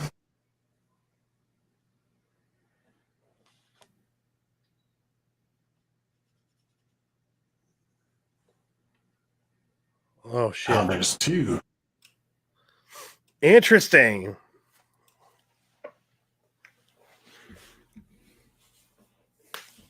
I really like the I intro. remember. The final frontier. These are the voyages of the Starship Enterprise.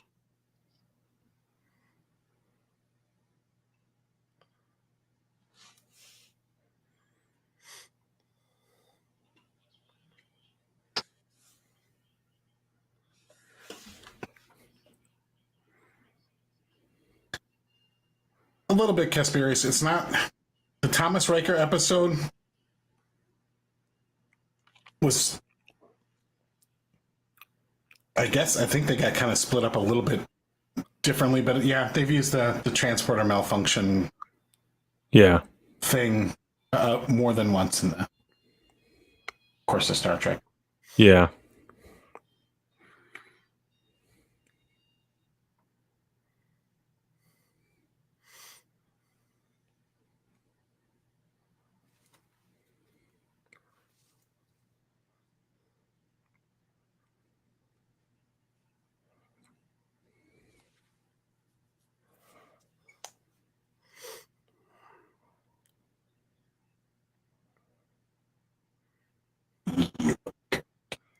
He looks different.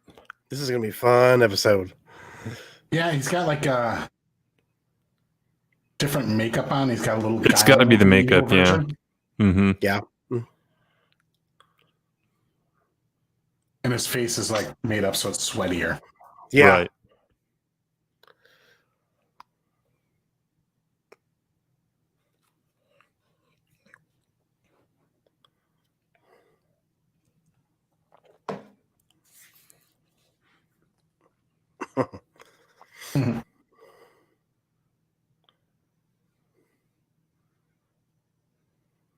Hear that music? That first that. Mm-hmm. I love the music. Episode is The Enemy Within, Will Gentry. And now you get a Kirk little bit is- of that theme Kirk is music. split into two. Evil and good Kirk. Mhm. So dumb question, is it good Kirk or normal Kirk? I think You know what I normal mean? Kirk and evil Kirk. I think Okay. Okay. That's what it said on the. That's what I thought it said on the thing. Yeah, because I'm sure normal Kirk has some evil, you know. Yeah. Oh, absolutely. Yeah.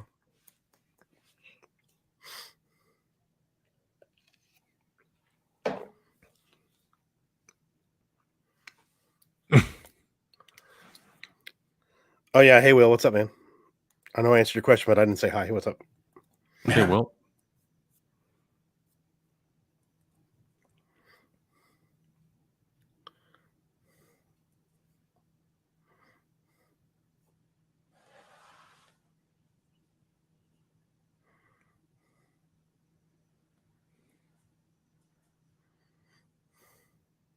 Come on, McCoy. You know that's. I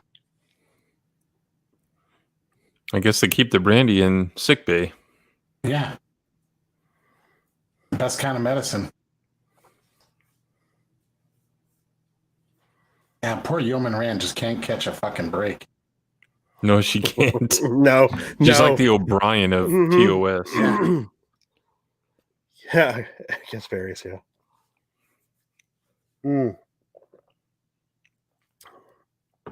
I love Shatner like hamming it up, man. Will, I love that. Yeah. Fucking love it. Do I sound like a Star Trek fan yet?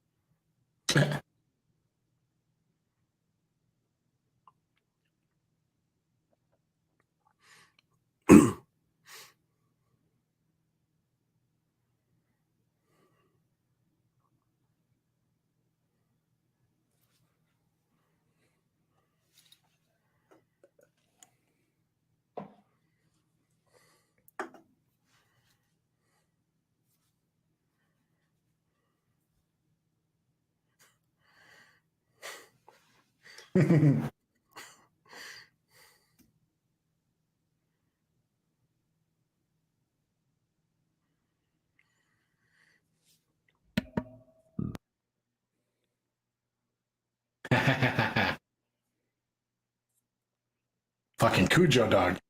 Yeah.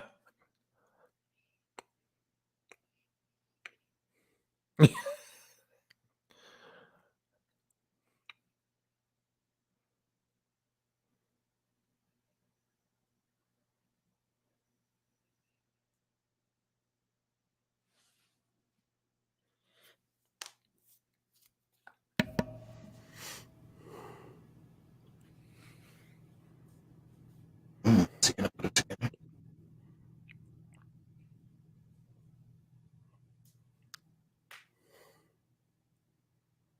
What's her name again? Yeoman Rand. Janice. Oh, I mean Yeoman Rand.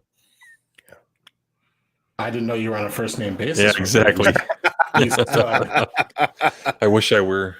She's really getting the rough end of the stick in these episodes, man, I tell you. Yeah. She's like the hot girl in the fucking horror movies. Just like, oh, you're Yeah. gonna die. Yeah. That VHS box cover. Look at the makeup under his eyes too. They helped with it made his eyes kind of pop when he was looking around the corner like that. Yeah. Yeah.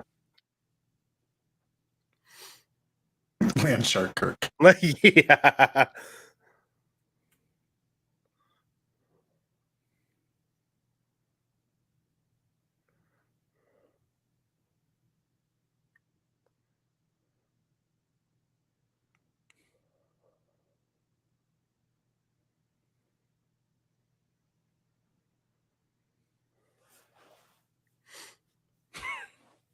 Dun, dun, dun, dun. Drama music.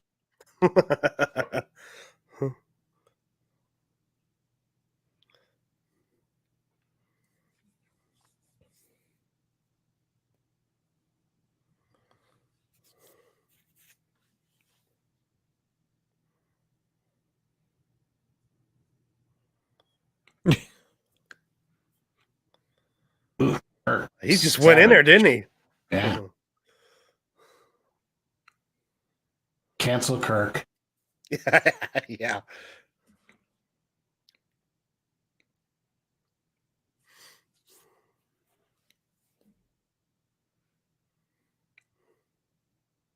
Now you can tell the difference. There's the VHS box cover right there.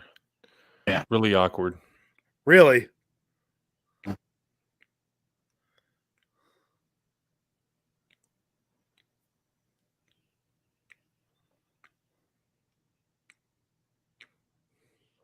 He like hops on his back. Dang, dude. That was probably a pretty groundbreaking scene for television in I'm sure. 1966. I'm sure, yeah. Yeah, it was considered edgy. Yeah.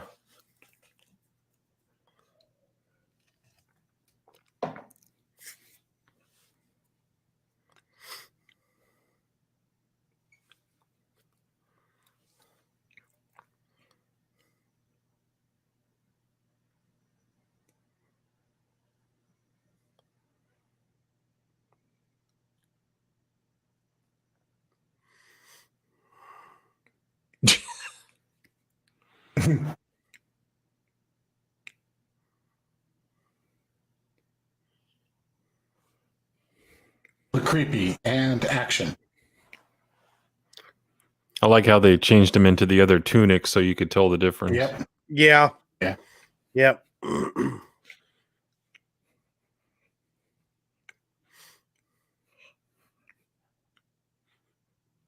Hissy.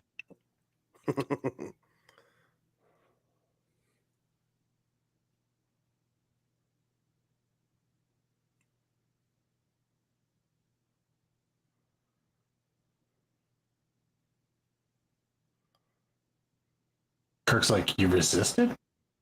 Me? Yeah. Cancel Greg.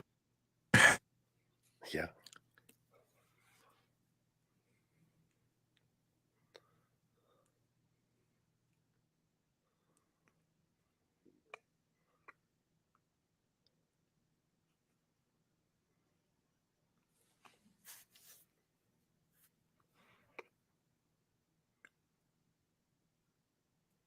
Yeah. No scratches. Dermal regenerator. Mhm.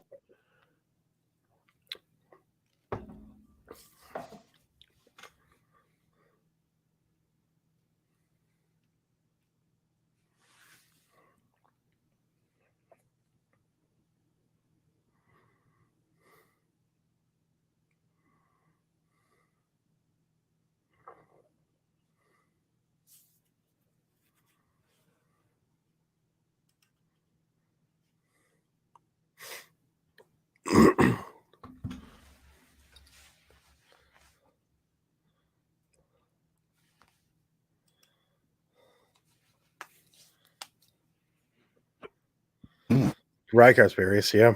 Everyone realizes all the stuff that lady, she'll never forget or ever look at him the same. Yeah. Mm-hmm. Yeah. Absolutely.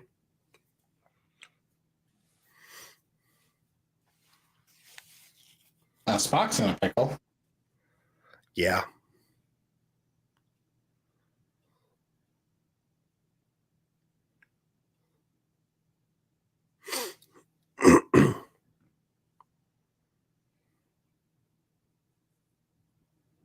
That likes to drink and get frisky. Yeah.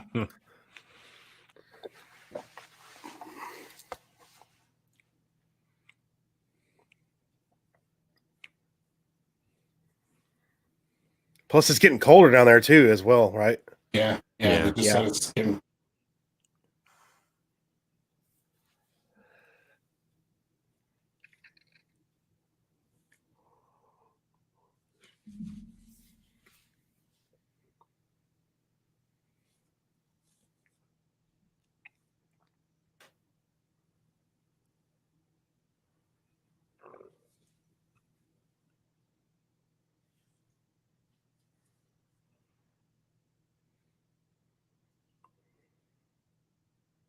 Take a shuttle. Oh, you don't have those yet. Exactly. Oh, really? So no shuttles yet? In real life, no, but they never explain it. They didn't invent it yet. Yeah, exactly. Yeah, because they haven't needed them for the show.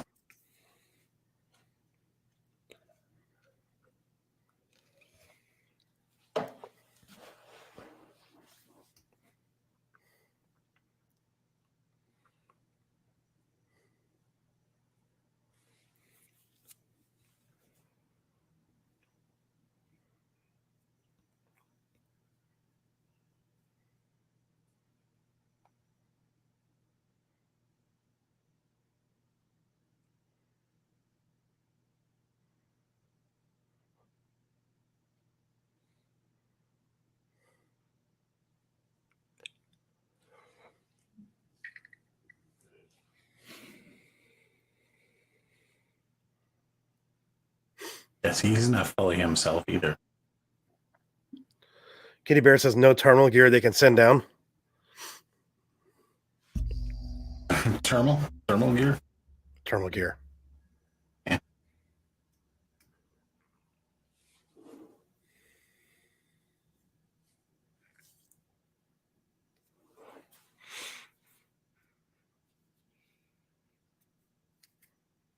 Doggy.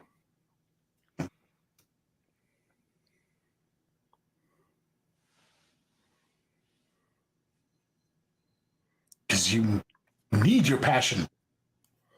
Oh, that's Star Trek. Yep. Sorry.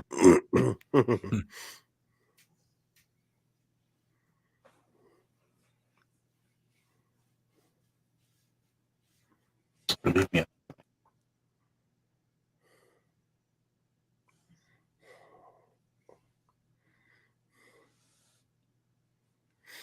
I can't send thermal gear down because they might end up with the duplicate evil thermal gear. That'll make them colder. Yeah, I don't know. that'll work. Yeah.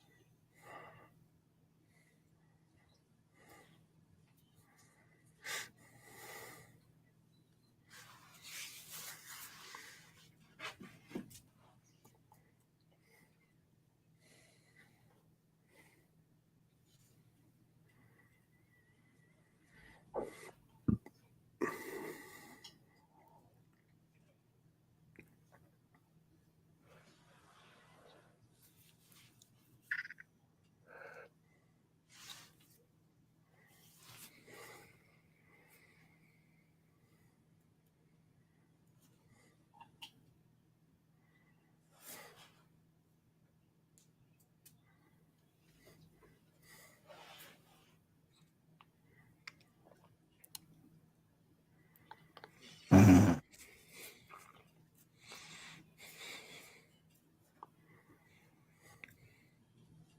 Have another drink, Captain. Uh-oh.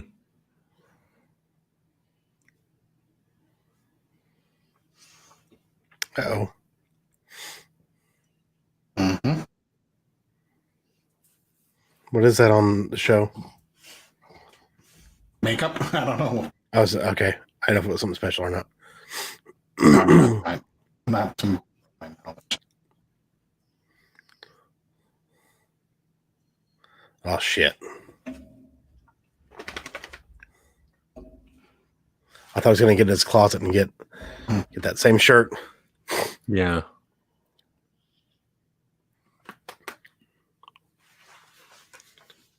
Sit down, Dashi.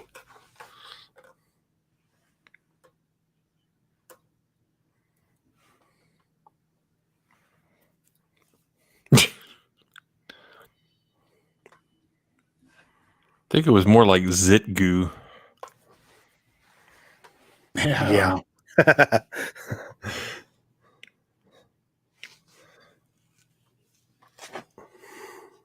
Jeez. Just hung up on him.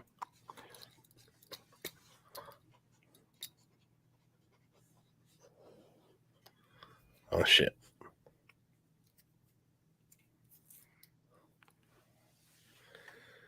Didn't have 3 scratches.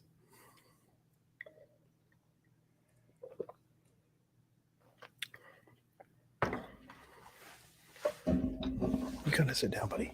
Over here. Sit. Sit.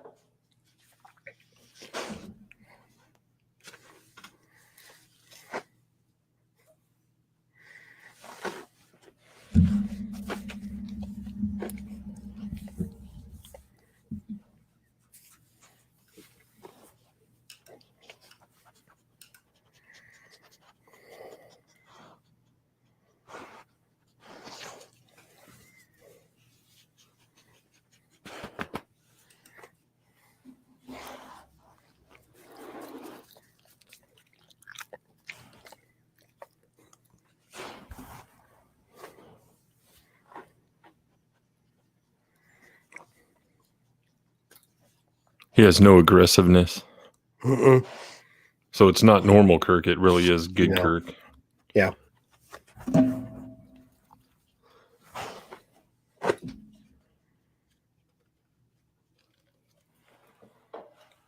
Yeah, I don't know if it's really shit. good Kirk, just kind of like, Yeah.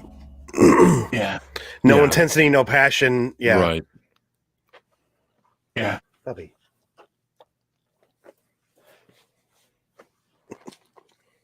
Stop it. This isn't a recliner. You can't sit with me.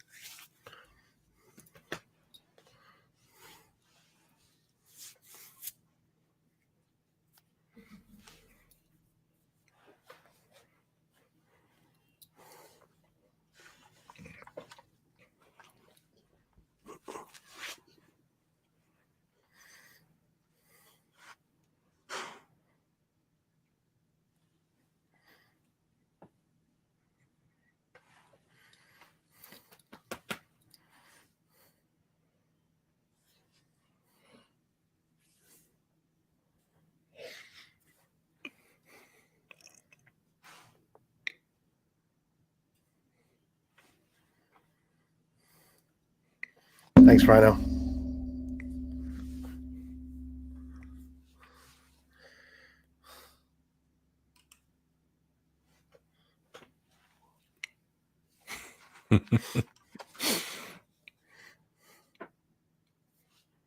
Mm-mm.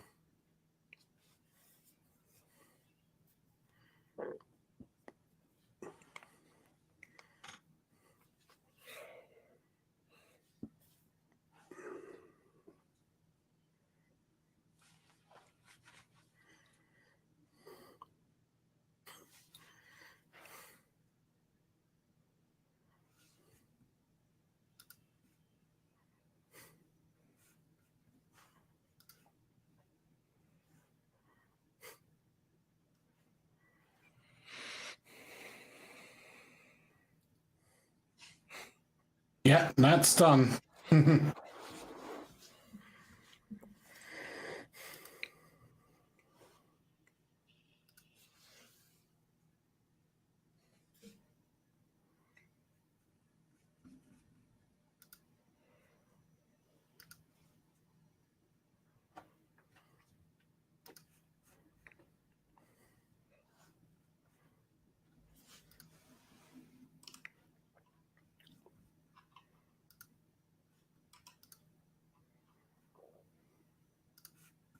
McCoy's like, you pussy.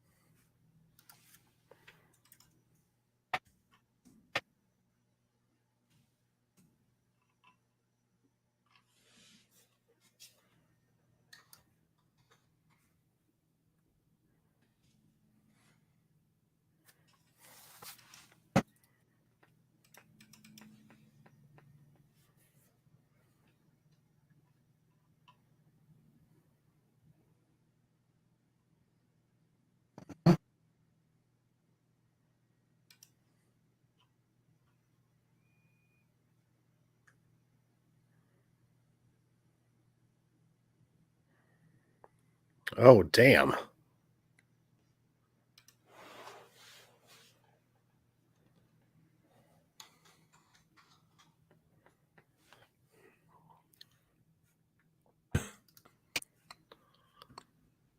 Yikes.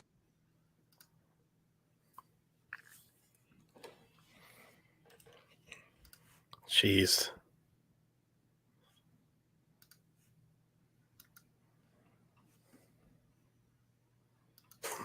Haha.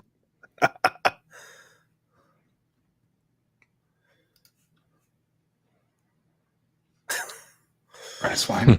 Rice wine.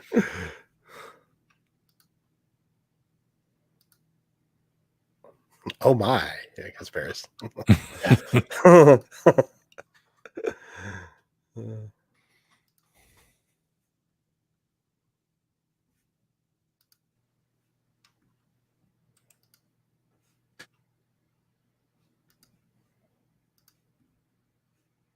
Ooh, that's not going to work. Damn.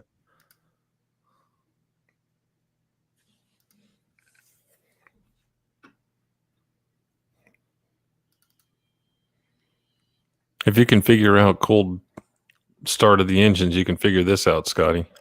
Yeah. Aim some phasers at some rocks and warm them up. A miracle worker.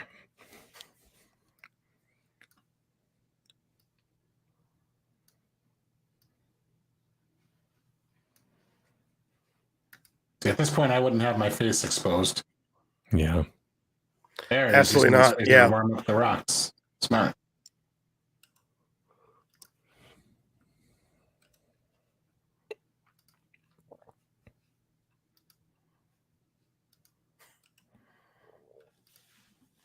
Huh.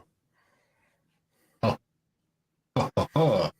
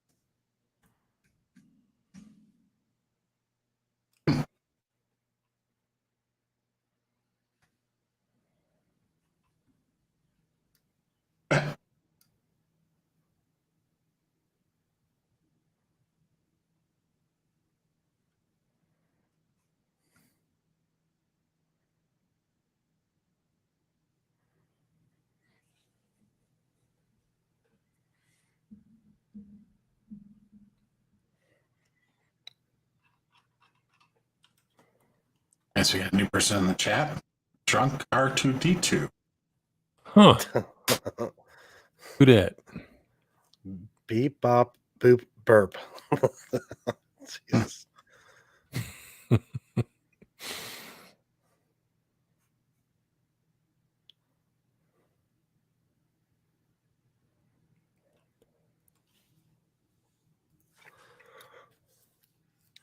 That's what I want to know.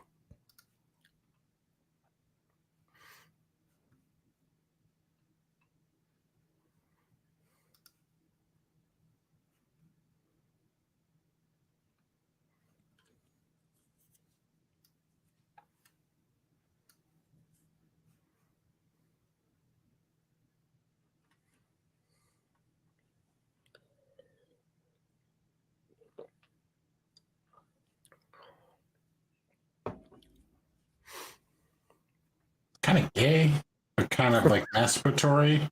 Weird. You're gay for thinking that. Kidding. I know you are, but what am I?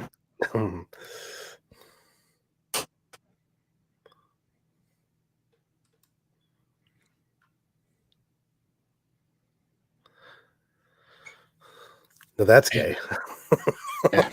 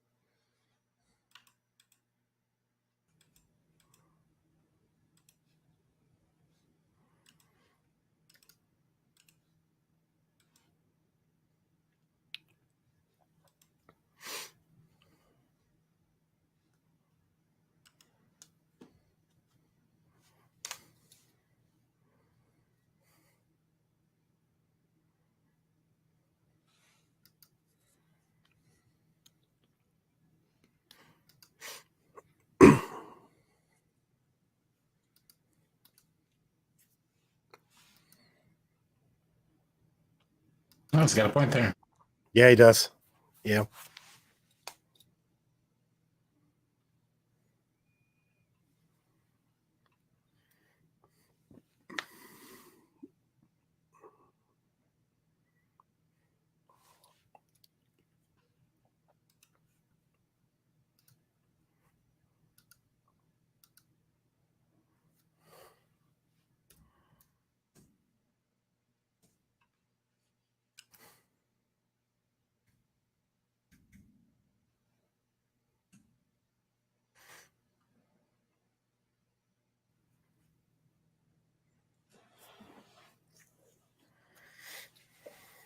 Interesting.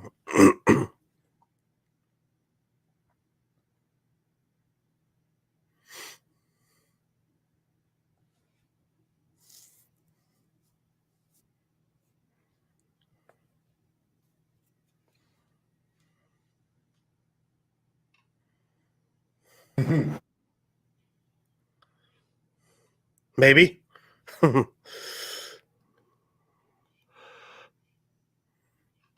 Oh, quit being a pussy, Kirk.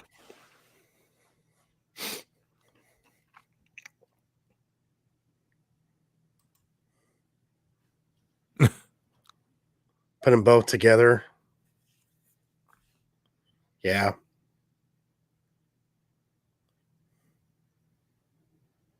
Oh, those transporter sound effects.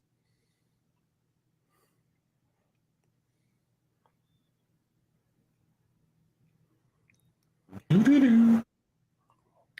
There's a whole section on my iTunes store for all the ringtones and alert tones and Yeah. all kinds of shit.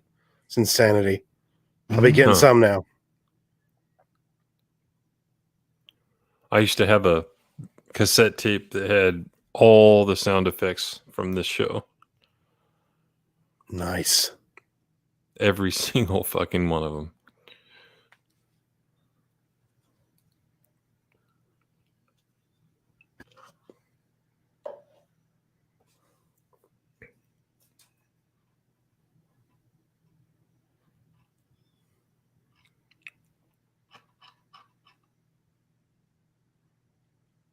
Come on.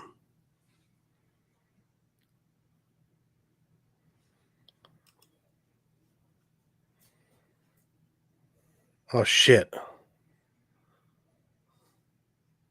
Or Poochie. Poor alien psycho unicorn dog.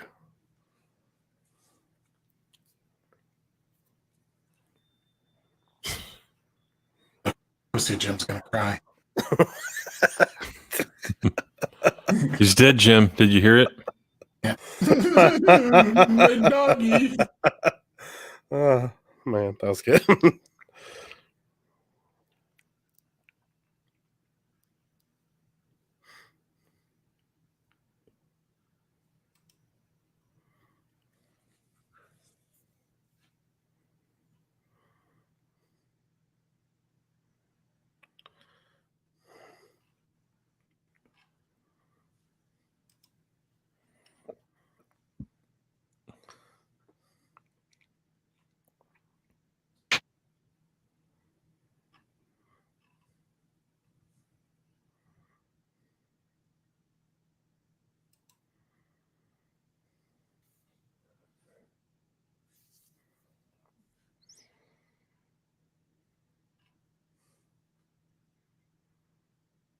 Mm-hmm.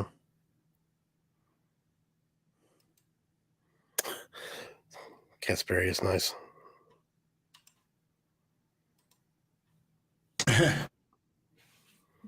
It's true.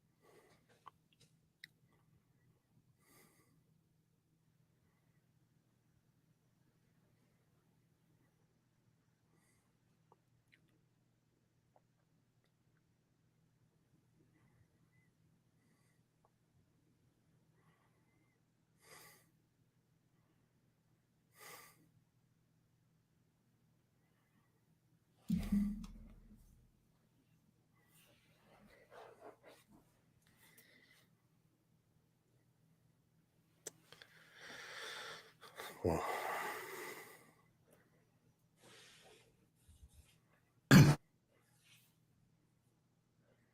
Spock has the ability here to remove him from command. He's compromised.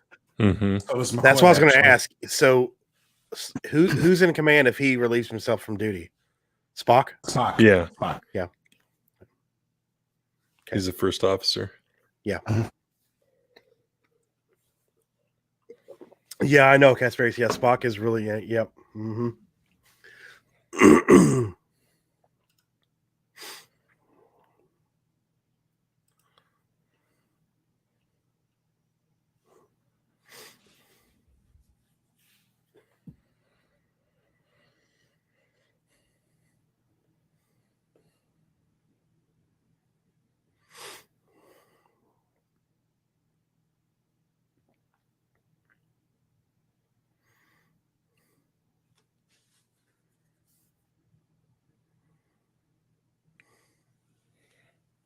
God damn it, Sulu, quit bugging me.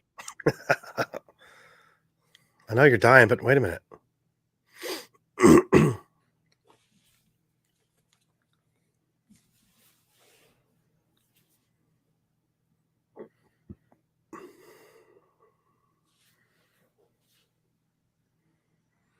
Jeez.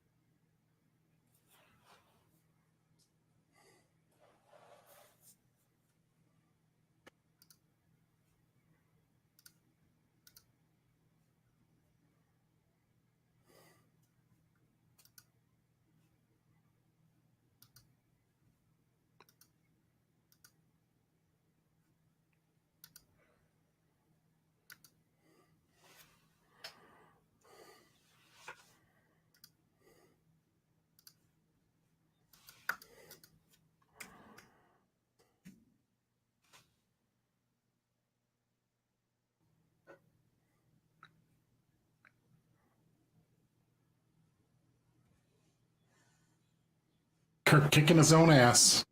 Yep.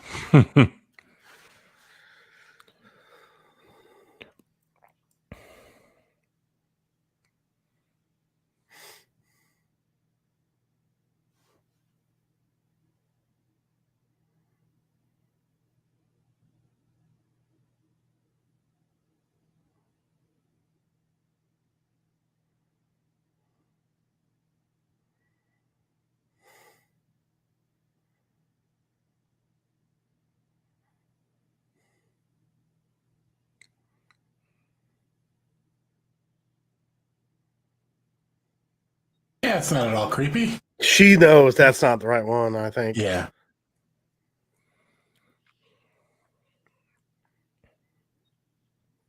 Yeah.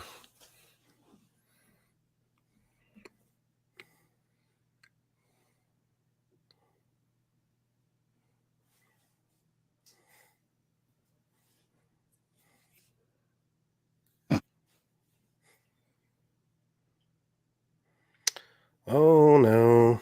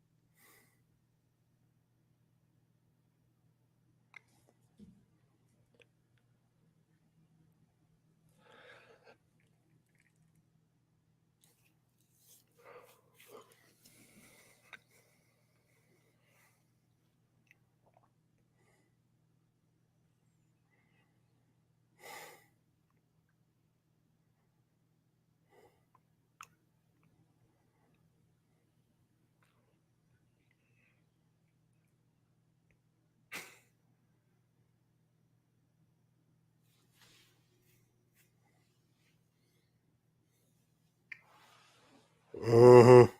Mhm.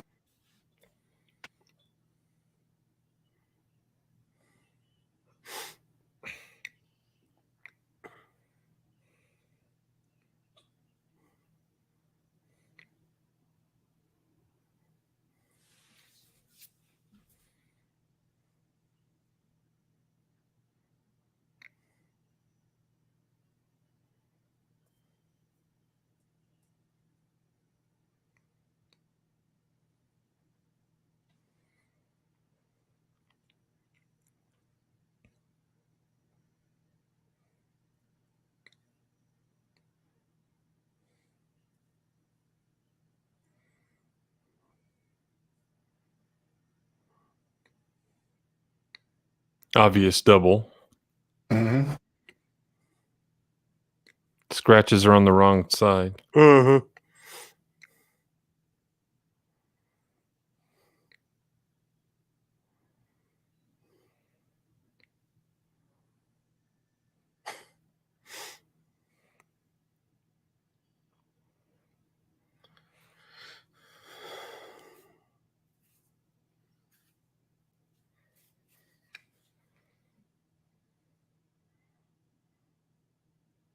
And they did the whole Kirk clone thing a little bit better in Star Trek 6, but technology came along a little bit since then. Oh really? Yeah. Yeah.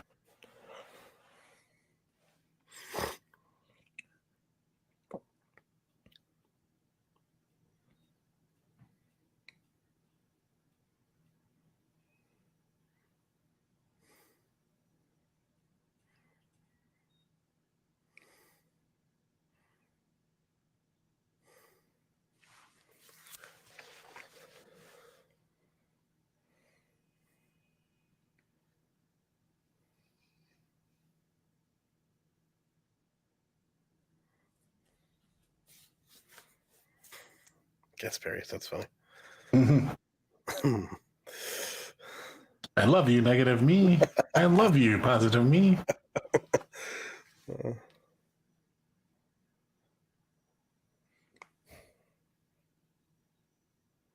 Oh sweet.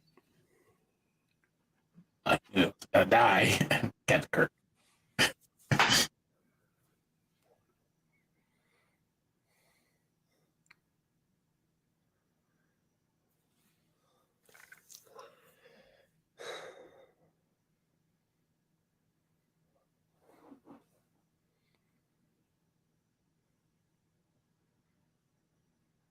Nice.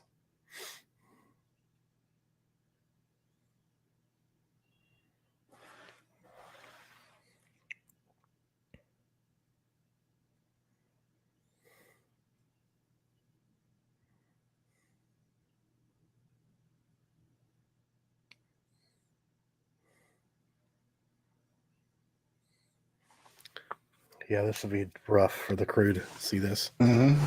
Mm-hmm.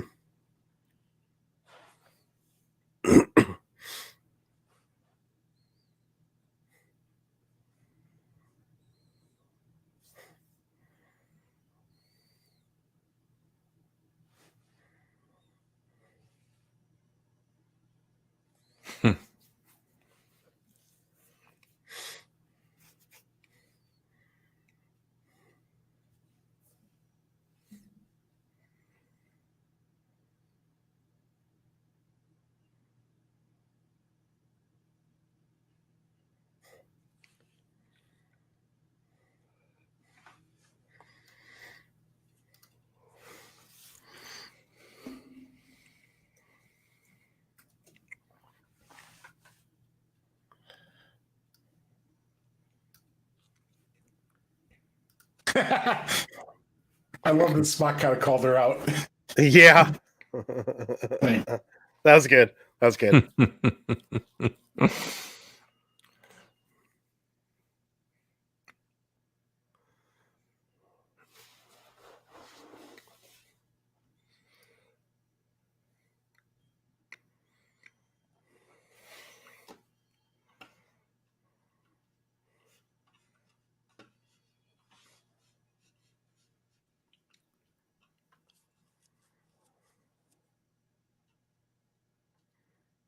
Great theme song. All right. Very good. Oh yeah.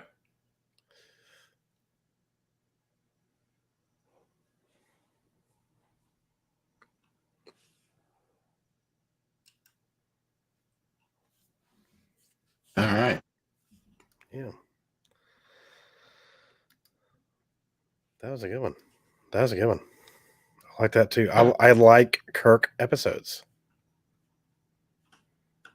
What? I like Kirk episodes like that. Yeah. Yeah. So this thing was obviously pretty Fuck off, Jungian. Disney. Didn't mean to do that one. Sorry. Rhino's here and he's not even here. Hi, Rhino. I thought it was really him. But this was obviously really Jungian in, the duality of man, which some people believe Mhm. is either, good and evil, or some people believe it's, your physical self and your spiritual self. But I found this website on psychology, and here's what's amazing. There's a line here that says one cannot actualize selfhood without getting in touch with the shadow, which is the quote unquote evil side, the archetype of the dark and rejected parts of the self. We will channel it to produce to productive use and gain access to vitality and creativity. So you got to have both sides. I think that was kind of the message, especially at the end there. Well, you do. It's always about a balance. Yeah. I just people talk about balance. I get a little cringy now. It's like this. It's how people work. That's not how the fucking Force works. No. Yes. Yep. And that was Absolutely another not. one. That was another one that had some interesting opportunities for interactions between characters. So Yeah, got to see a little bit of Yeoman Rand. That was very risque for the time. Oh, yeah. period. That was Absolutely. Yeah. that was a rape.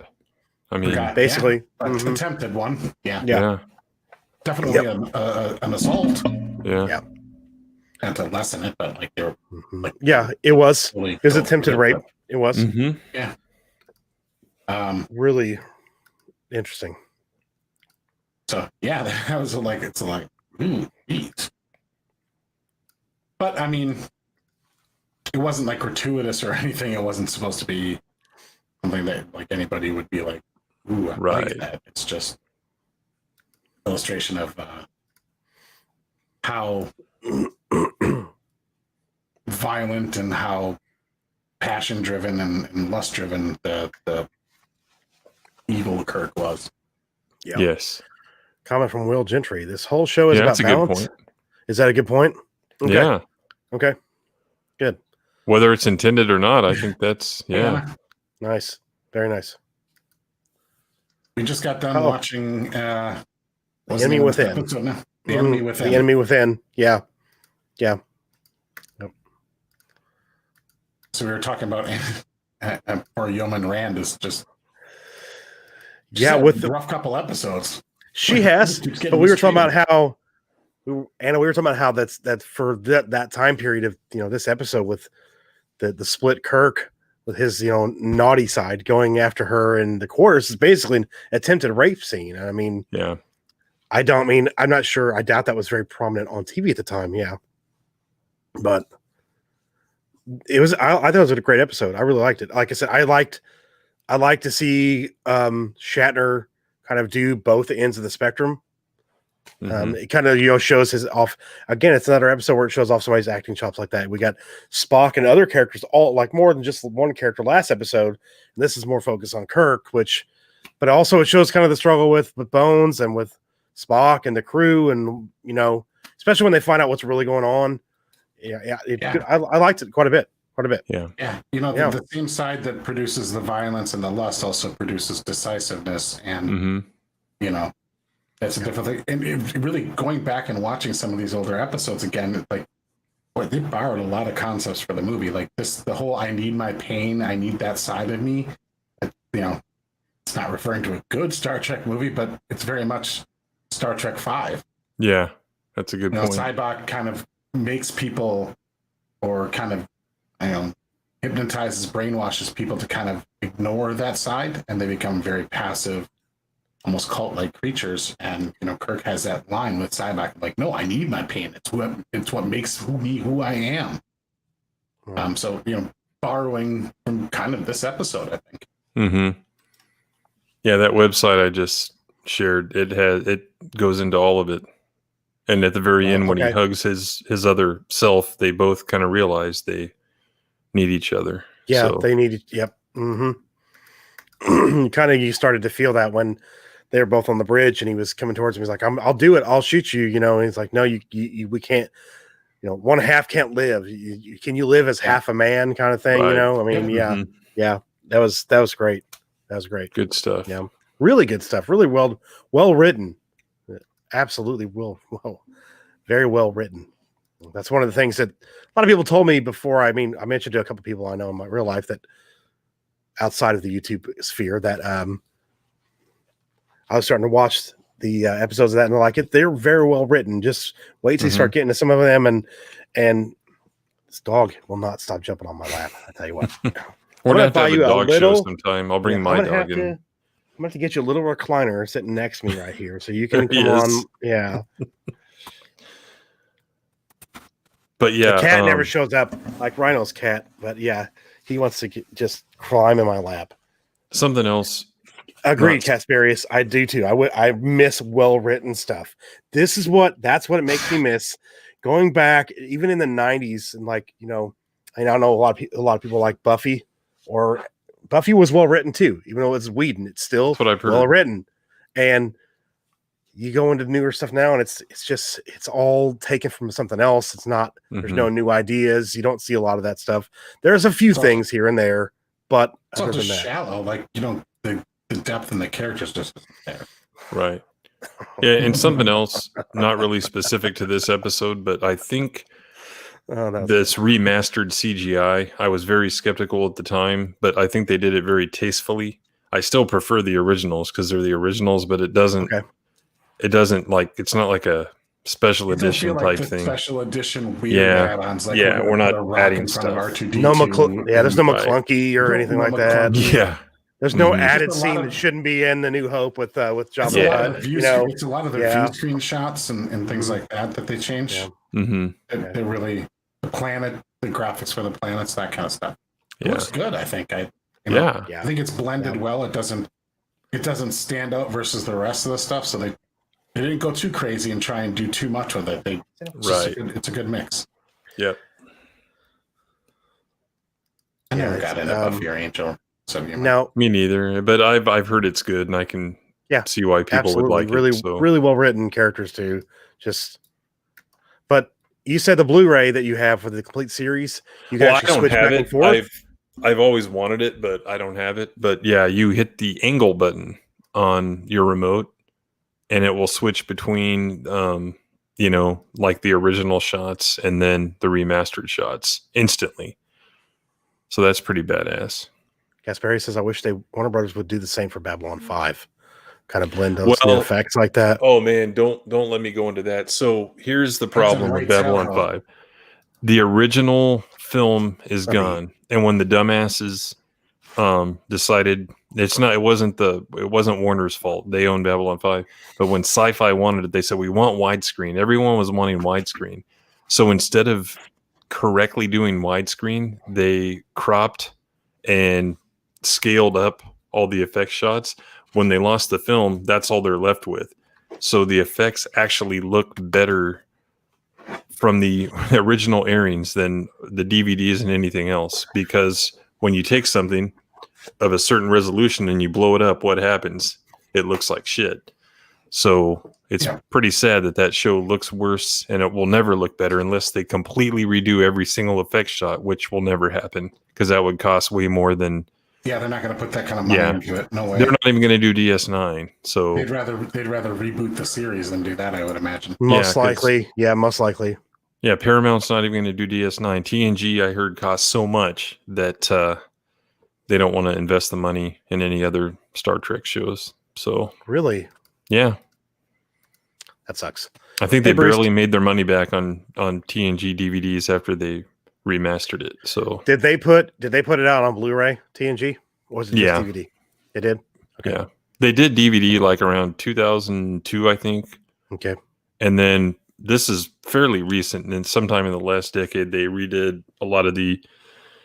They scaled it up to animatronic, or what is it? Anamorphic widescreen. Yeah, animatronic widescreen. Yeah, the picture comes alive as a creature. Yeah, there you go. Next like on Lower Decks. Presidents in fucking Disney. Yeah, probably next on fucking Lower Decks. Yeah, no kidding. Yeah. God, but yeah, that's what happened with Babylon 5. I wish they would do it for my own personal selfish reason, but it'll never happen. Babylon 5. I did like Babylon 5. It's great. It's good. Yeah. I enjoyed that. Some of the character moments there. Oh man. There was some great stuff. Put them up against anything. There was some great sci-fi stuff in the 90s like that. Mm-hmm. I love Stargate SG-1, of course, as well. The first couple seasons I liked. Yeah. There was a couple others that I liked, and I can't remember. Space Above and Beyond. Yeah. Oh, yeah. I forgot about that one. Yeah. Style one. I think that was part of the problem, though, is like we got this like surge of so many of these shows all at once. There was a lot. There was quite a few. They kind of beat each other up, and they did. And out. There's like, even like fans like myself, like there's only so much I can watch in a week of these kind of shows before like I got other things to do. Yeah, we have Farscape too as well. Yeah, I actually really liked Farscape quite a bit. I never saw. I know a lot of people didn't, but I enjoyed it. I did. I know people that got into it. Love it. So yeah, it's actually really good. I liked it quite a bit. Yeah, 90s sci-fi. There was so much on TV too. You had Sliders as well. We talked about that our night when we were talking about Doofus. Yeah. Jerry O'Connell. The fat kid from Stand By Me. I just like the show because it was outlandish. Like I remember one episode starts, and whatever parallel universe they're in, there are flying spiders. Imagine, a universe where spiders can fly, and they're just running from them, and just crazy stuff. It was cool. Well, think about it too. We also had Quantum Leap that same era. We had X-Files started in the 90s as well. Oh, X-Files. There's a lot of great stuff. I mean, there's another show. That was a great time for the genre. It really was. It really was. I mean, you also had like Hercules and Xena were at the same time going on, and there was a lot of good stuff going on at the time. Yeah, a lot of good stuff. Outer Limits. That's your cup of tea. Firefly, man. 2002 Firefly. Yep, that was after. Yep. To respond to Raging Rhino, I know why, and I'm not sorry, not even a little bit. You deserve that. I have Firefly on Blu-ray, and then I got a 4K transfer of the Serenity film as well. So I've got that. I just have it on DVD. So I fucking love that show. Yeah, I really wish that.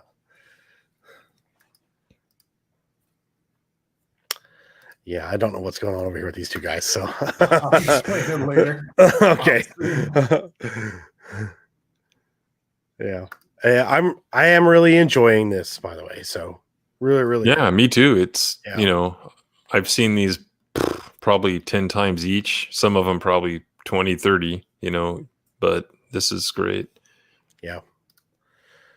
Now there are three seasons, 3.5 according to some people in the chat. What is your favorite season of the original series? Probably. What'd you just say, Greg? First season. Yeah, first season? I was going to say first season. The first part of the second. You know what I mean? Okay. But yeah, the third is there was definitely a drop off in quality with a few exceptions. Definitely. Yeah. And what happened is the show was canceled, but this letter writing campaign got it back on the air. The letter writing campaign back then. Yeah. I mean, it's really cool, but then, like, how do you convince the writers to come back on a show that got canceled? Basically, you fired them once. If you're trying to convince me to come back to the show, I'd be like, so you can fire me again? So they had difficulty kind of getting that same core group of people involved with the show and back in the swing of it. So okay, Bruce says he's not a fan. Yeah, of not the third season. Yeah, not. Yep. Same here. There were a few good ones, but Greg it's should know worth about watching. Star Trek, the animated series. I'm aware of it. I was never. It was okay. Okay. I watched it about 4 years. It ain't ago. Lower Decks, I'm guessing, though, right? Oh, infinitely better. It was regular Star Trek, just done in an animated style. I mean, a little bit more geared for younger audience, but like it wasn't a comedy show at all. It wasn't childlike, that's for sure. Yeah, it wasn't a comedy show, and it wasn't like juvenile. It was still serious Star Trek. Same voice actors. Yeah. Yeah. And James Doohan, who plays Scotty, did a lot of the alien voices, and someone else too. Might have been what's her name? Majel Barrett might have played some of the voices. I don't remember. But yeah. Next up is Mud's Women. I was looking at that right now to see what was up next. Yeah. Space hookers. So we got Mud's Women next, and then What Little Girls Are Made Of. When we do the next one, do you guys want to do 2 again like this? Is that cool? Yeah. Depends on the night, but yeah, it's good to burn through 2 of them. Yeah. I'll try to get this scheduled in advance and figure out which night we can do it on. That way I can post it on Twitter and let you guys know a little bit more in advance. But I mean, we got 18 people here already right now watching. Nice. Yeah. Thanks, everyone. Been around 19 people right now too. Looks like drunk R2D2's back. Beep Bop Jack Coke. Beep Bop Jack Coke. Okay. Beep Bob Jackass. Yeah. But he's drunk, I guess. Yeah. Yeah. But he's never been the same since he took that shot on Endor. yeah. It's sad. I mean, it's tragic. Bruce says Harcourt Fenton Mudd is my favorite TOS recurring figure. Nice. Okay.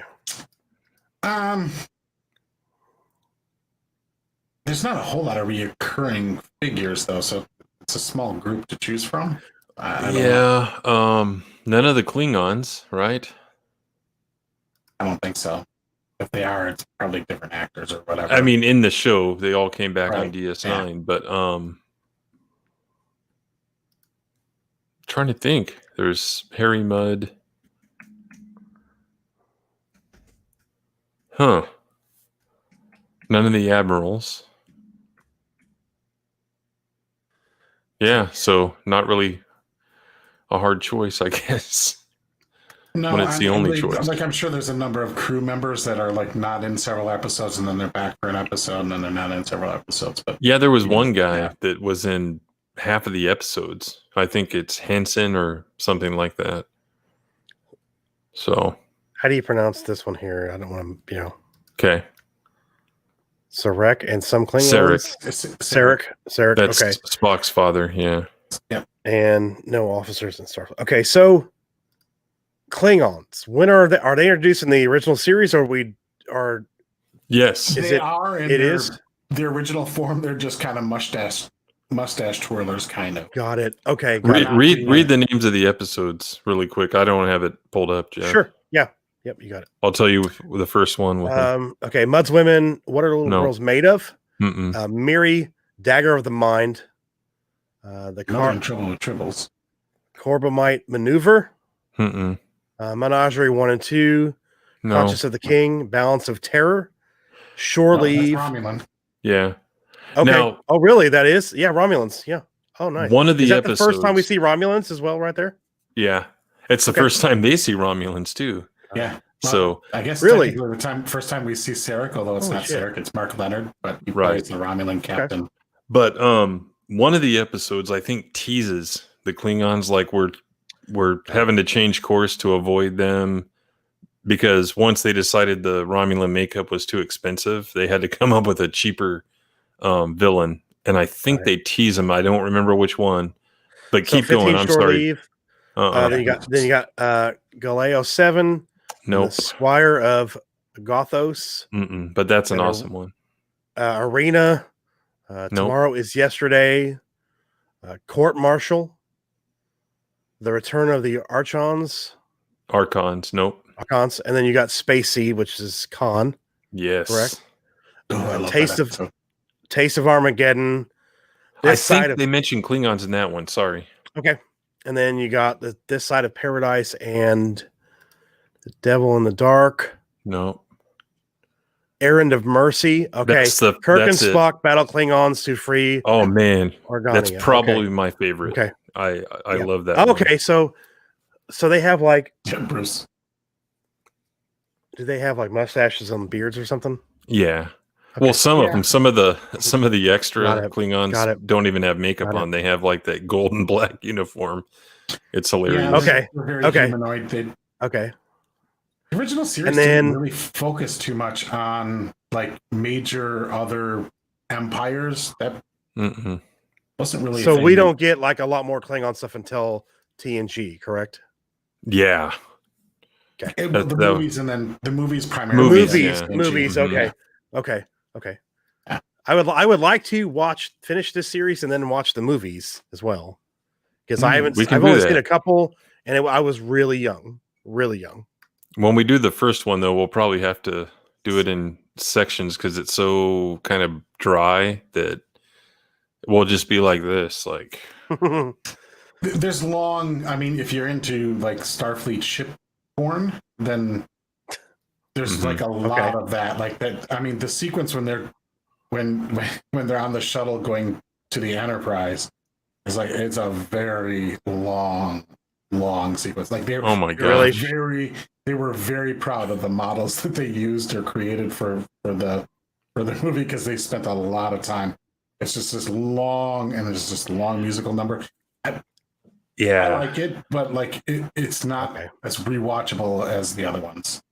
Yeah, and I think even George Lucas alluded to that. I remember an interview he had in early 80s where he was saying like whenever a science fiction movie does that, they're trying to show off the amount of work they generated, and it slows down the story kind of, you know. Yeah. But then you could say he did that in the Phantom Menace. Some of those long CGI shots were probably unnecessary. I like Bruce. Aaron of Mercy. There's nothing really that goes on plot wise for that whole that shuttle. There's not really an important conversation. You don't learn much about what's going on. So it really is just kind of it is just frivolous long shots of they're showing off what they could do now versus what they could do when they were back on the air. Yes, it looked really good. I mean, good. You look at like the series, the ship in the series versus in the movies. It's night and day different. Oh, and Bruce's point, Star Trek 3, Jeff has Christopher Lloyd as the main Klingon. So imagine that. Holy shit. Because I don't think I've seen 3. No. Badass. Give me Genesis. John Larroquette is a Klingon too. Oh, really? Nice. I have had enough of you. No, you got to do the you. Where he hits him in the final kick. Oh man. Yeah, that's good stuff. Agree, Kasparius. Yeah, he was very much so. Yes. It was a proud moment shot. Yeah. But I'm really, really enjoying this series quite a bit. I think he was prouder of Mega Maid. Yeah, I think he was a little bit more. Yeah, because it does switch from suck to blow. So yeah. It gives you, as a guy that paints miniatures, it gives you mahogany. Nice. Yeah. By the way, on my Discord, Bruce posts some pictures of some of the miniature work he's doing, and dang, nice for sure. I never could do it. Patience for that. I wish I did. Rhino. Like the model stuff too. We all love number 3, man. That's when we go number 2 and number 1 at the same time. So. Oh, you meant 3. Search for Spock. Okay, sorry. Sorry, that was rough. Nice. Hey, that's what happens when you do number 2 anyway. You have to usually go number 1 anyway. So that's a number 3. Yeah, but do we really need to discuss that? Well, he just literally in the chat said, "I love number 3." That's all he says. Well, that's one of the things I liked about Babylon 5. They show 2 scenes in the series where they're taking a leak, and you never see that in Star Trek. So yeah, there's always that was always a question at conventions and stuff: is where's the bathroom on the Enterprise? Where off the bridge is the door to the bathroom? Right. Like, do you all is the bridge in the original series? You walk off the turbo lift and there's no other door. So awesome, Dave. In order to take a piss while you're on duty on the bridge, you got to go to a different level of the ship. Oh, right. Maybe deck 2's got a whole bunch of bathrooms. Right. Okay. I'll have to check the technical manual. I think they did. If you look at the TNG blueprint, there is a room, because there's several rooms off the bridge in the TNG Enterprise. They have the Picard's ready room, and then and stuff like that. There is a door, I think, that's officially leads to. Yeah, I'll have to check that. But you just call the transport office and be like, "I got to take a piss. Prepare to beam it." Piss your pants. It's because of the work they put into it, Bruce. Too, man. It's insanity how much work is put into miniatures and models. It is, yeah. And absolutely, they were expensive. And that's why you'll find, well, let's not spoil anything, but let's just say they cut a lot of costs on this show we're watching. So, and they did a great job doing it. You ever watch that documentary where I think it was Michael Okuda was documenting all the stuff that they sold at auction? Yeah, I've seen some of it. Huge auction for all that Star Trek stuff. And they had these gigantic, and the models for the Enterprise D were huge. Well, not all of them, but a lot of them. They were quite large. Well, the one they used, the one they used on TOS was as big as a bedroom, I think. Yeah, so I mean, it's a miniature, but it's a huge ass miniature. Mm-hmm. I just remember reading it, that auction. I think that flute from the Inner Light was somebody bought. And it's not even playable, and somebody paid, I think, $30,000 for it. Jeez. Wow. Just that one iconic prop from that one episode. I mean, it was well, actually, he used it again in another episode. But it was a used prop, right? It wasn't a replica. No, it was from the show. Okay, then $30,000. But I wouldn't pay that much for a replica, obviously. Yeah, but I mean, it's a prop that's this. But still, if it was on screen, it's you can say, hell yeah, I'd pay for it. I have this. Yeah, I have the flute from the power. I mean, I have the power. You hold it up. I have the power. The power. Yeah. Nice. Any TNG fan, you start hearing the music from that episode, Inner Light. You instantly know, or I remember that episode. Yeah. It's usually on people's top 10 list for sure. Definitely.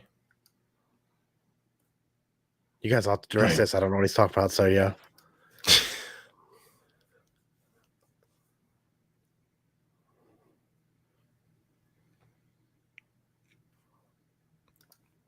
About the loss of... I think it's bitching about the loss of Klingons in Star Trek. Oh, where he's remember. He's there will be no peace as long as Kirk lives. We want justice. Yeah. And that actor is what is his name? He's done so much stuff. Yeah. Character actor. Yeah, let me look up his name. Spears likes Inner Light. It's definitely in my top as far as Next Generation episodes. Okay. He was also, if I'm not mistaken, without even looking this up, he was on Babylon 5 as well. I think it's the same actor. Then in Star Trek Picard, in the Inner Light, Riker dares to tell Picard that he doesn't know shit about having kids. Mm-hmm. Let's see, John Shuck. He had 2 kids and a grandkid in one episode alone. And Riker, your kid's 11 years old. What the fuck do you know about raising a teenager? It's nice to see a lot of Star Trek fans of the community coming out and hanging out with us while we watch this together. Yeah, he was on Babylon 5. He played a recurring character, not a main character or anything. But yeah, his voice is very distinctive. Yes. He played Herman Munster in that remake, which actually went 3 seasons, believe it or not. 73 episodes. Really? Mm-hmm. 1988 to 91. He was in Dick Tracy, and a lot of guest spots on 80s shows. But yeah, I like him. I remember his character in Star Trek 6 at the end when Picard gives this speech. You know, it's about the future, Madame Branson. His clapping is like, yeah, I love that. Yeah. Or hey, you can do the Bajoran clap like this. Yeah, this is how, if I were Bajoran, this is how I'd clap. Fuck Bajor. Greg loves Bajorans. Fuck Bajorans. Nuke Bajor. I'm going to clip something now that I think of it. That, yeah. Yeah, I'm racist. No, it's something from the show. Yes, I am. They deserve to die. Oh, man. Thank you guys for being here tonight with us, though. 16 watching. We had, I think for the most of the last episode, we had 15 or 16 people here. So that was nice. Really nice. Yeah. Definitely got a nice sized audience here instead of, probably better on Twitch. YouTube. Absolutely. Yeah. I mean, I like the Twitch that you can actually, anybody can just join in if Amazon Prime, but it's, I don't know. Yeah. It's got other downsides. I like the chat and everything a little bit better on YouTube. Yeah, me too. Next time we'll probably be going through StreamYards and OBS, and we'll probably have a little more of a different setup. Depending, we might, I don't know. This worked pretty well too, though. But yeah, we'll probably end up doing that. Bad. Yeah, but I'll probably work on that tomorrow. Have fun with that, Bruce. I don't have the patience for that either. There's no way. Nope. No, I wish I did. Same for models. No. Just didn't have the patience to finish. I love Legos, but I didn't like models. I have a bunch of those. I put them together, but it was like the fucking decals and stuff. I hated that. Oh yeah, I'm terrible at it. But I have a ton of those metal Star Wars figurines from the 80s role-playing game, and I never even attempted to paint them because how do you do that? I don't know. No idea. I watch Az do them on stream, and I'm like, God, wow. Yeah, I don't get it. I really don't. Yeah, he does Warhammer, right? Yeah, he does. Yeah, yeah. Warhammer. Yeah. It's actually like you would think that like, wow, that doesn't sound like, oh, it's a YouTube stream about watching paint dry. It makes it pretty damn entertaining. Yeah. I saw the episode where he had Ricada from Ricada Law, and that was pretty entertaining. Yeah. Well, we appreciate all you guys for being here. And like I said, next time we do this, I'll try to get it out a little bit earlier on Twitter that we're coming and we're going to do this live. So probably do 2 episodes again if possible, depending on the day. I know Tim said it depends on the day for him too. So we'll see what's going on. And I will be getting back to normal with my uploads this week as well. Last week was the internet apocalypse for some reason in my house or my area. Whole subdivision was just screwed up because the trees come down, taking out power lines, and then took out a box for the internet and just, all kinds of crap. So I'll be getting back to normal with uploads this week. I've got a bunch of other stuff I want to get to. So, but yeah. And me and Greg, of course, we'll be doing our Orville stuff on Fridays as well. And then Tim, you have anything you're planning for your channel yet? Or are you just going to? Planning. I just don't know. I'll probably try to start recording something tomorrow night, but it, probably won't be done editing till later in the week. So I will drop your Twitter in the chat. Thanks. So if you guys want to follow him on Twitter, that way when he does release something new, he'll pop it over there. And here's Greg's channel because don't forget Lower Decks reviews from Lost Jedi 22. Yeah, every early Thursday morning, I would guess you would say. Yeah. I've been between 6 and 8 a.m. I would like to get them done earlier, but I've had some technical limitations, and the last couple of them that made it a much slower process. So Yeah. Well, hopefully this thank one, you, and ouch. I remember when it haven't popped done up anything last yet, week. so I'm like, that's good. uh-oh. Well, Well, you like I don't want to issue a challenge to CPS, but like or Kurtzman, but like I don't know if it can get worse. So maybe this next one will be better. But Yeah. boy, Oh. you say that after watching Discovery, and then they give you Picard. So Jesus Christ. Yeah, I've been watching Lower Decks too, and holy shit, that's rough. Really, yeah. Well, thanks for being here, Dave. We appreciate you coming by, man. Thank you. Yeah. Thank you. Yeah. Thanks for subbing. Yeah. Yes, definitely. And if you have notifications turned on for my channel, you guys will know when we're going to go live for this too. So you'll get hopefully that 30-minute notification before we go live, and then we'll get the alarm notification when we actually do go live. If YouTube does its job, which is like 50-50, depends on the day, right? Yeah. At least that's what I've heard. Yeah. But Greg and Tim, thanks for coming on and doing this with me, man. I appreciate it. No, And thanks for all your having me. knowledge Oh, yeah, I love having and kind of when I have questions or when you were in the episode and you guys mentioned something, that's nice to have that too. Really nice to have that. So Glad to be here. and Anna stopped by earlier. I think she's still watching, Awesome. maybe. And so thanks for being here as well, Anna. We appreciate you stopping by. So yeah. Yeah. And Rhino too, I guess. Yes, Rhino. I was gonna say yes. Yeah. And And of course, Casparius. everybody else, Casparius, Bruce. Yes. Yeah, Bruce, Subhuman, Kitty Bear. Will. Yeah, Wills was here. Yeah, and all of you guys for being here. We Drunk appreciate it. RPD too. Yeah. Even old Claude the mechanic, he was here earlier too. So Claude the mechanic. We had Dr. Gregory House in the chat very briefly as well. He was here. Yeah. Quite a few people coming in and out. So yeah, we do appreciate you guys being here. Absolutely. Awesome. I would say Anna's the top though, right there. Hey, thanks, So, Runner. Definitely. Appreciate that. I'm just. Oh yeah. Thanks, Runner, man. Oh, don't know. congratulations on your 100 subscribers too, Runner. Yeah. Congrats on that, man. That's awesome.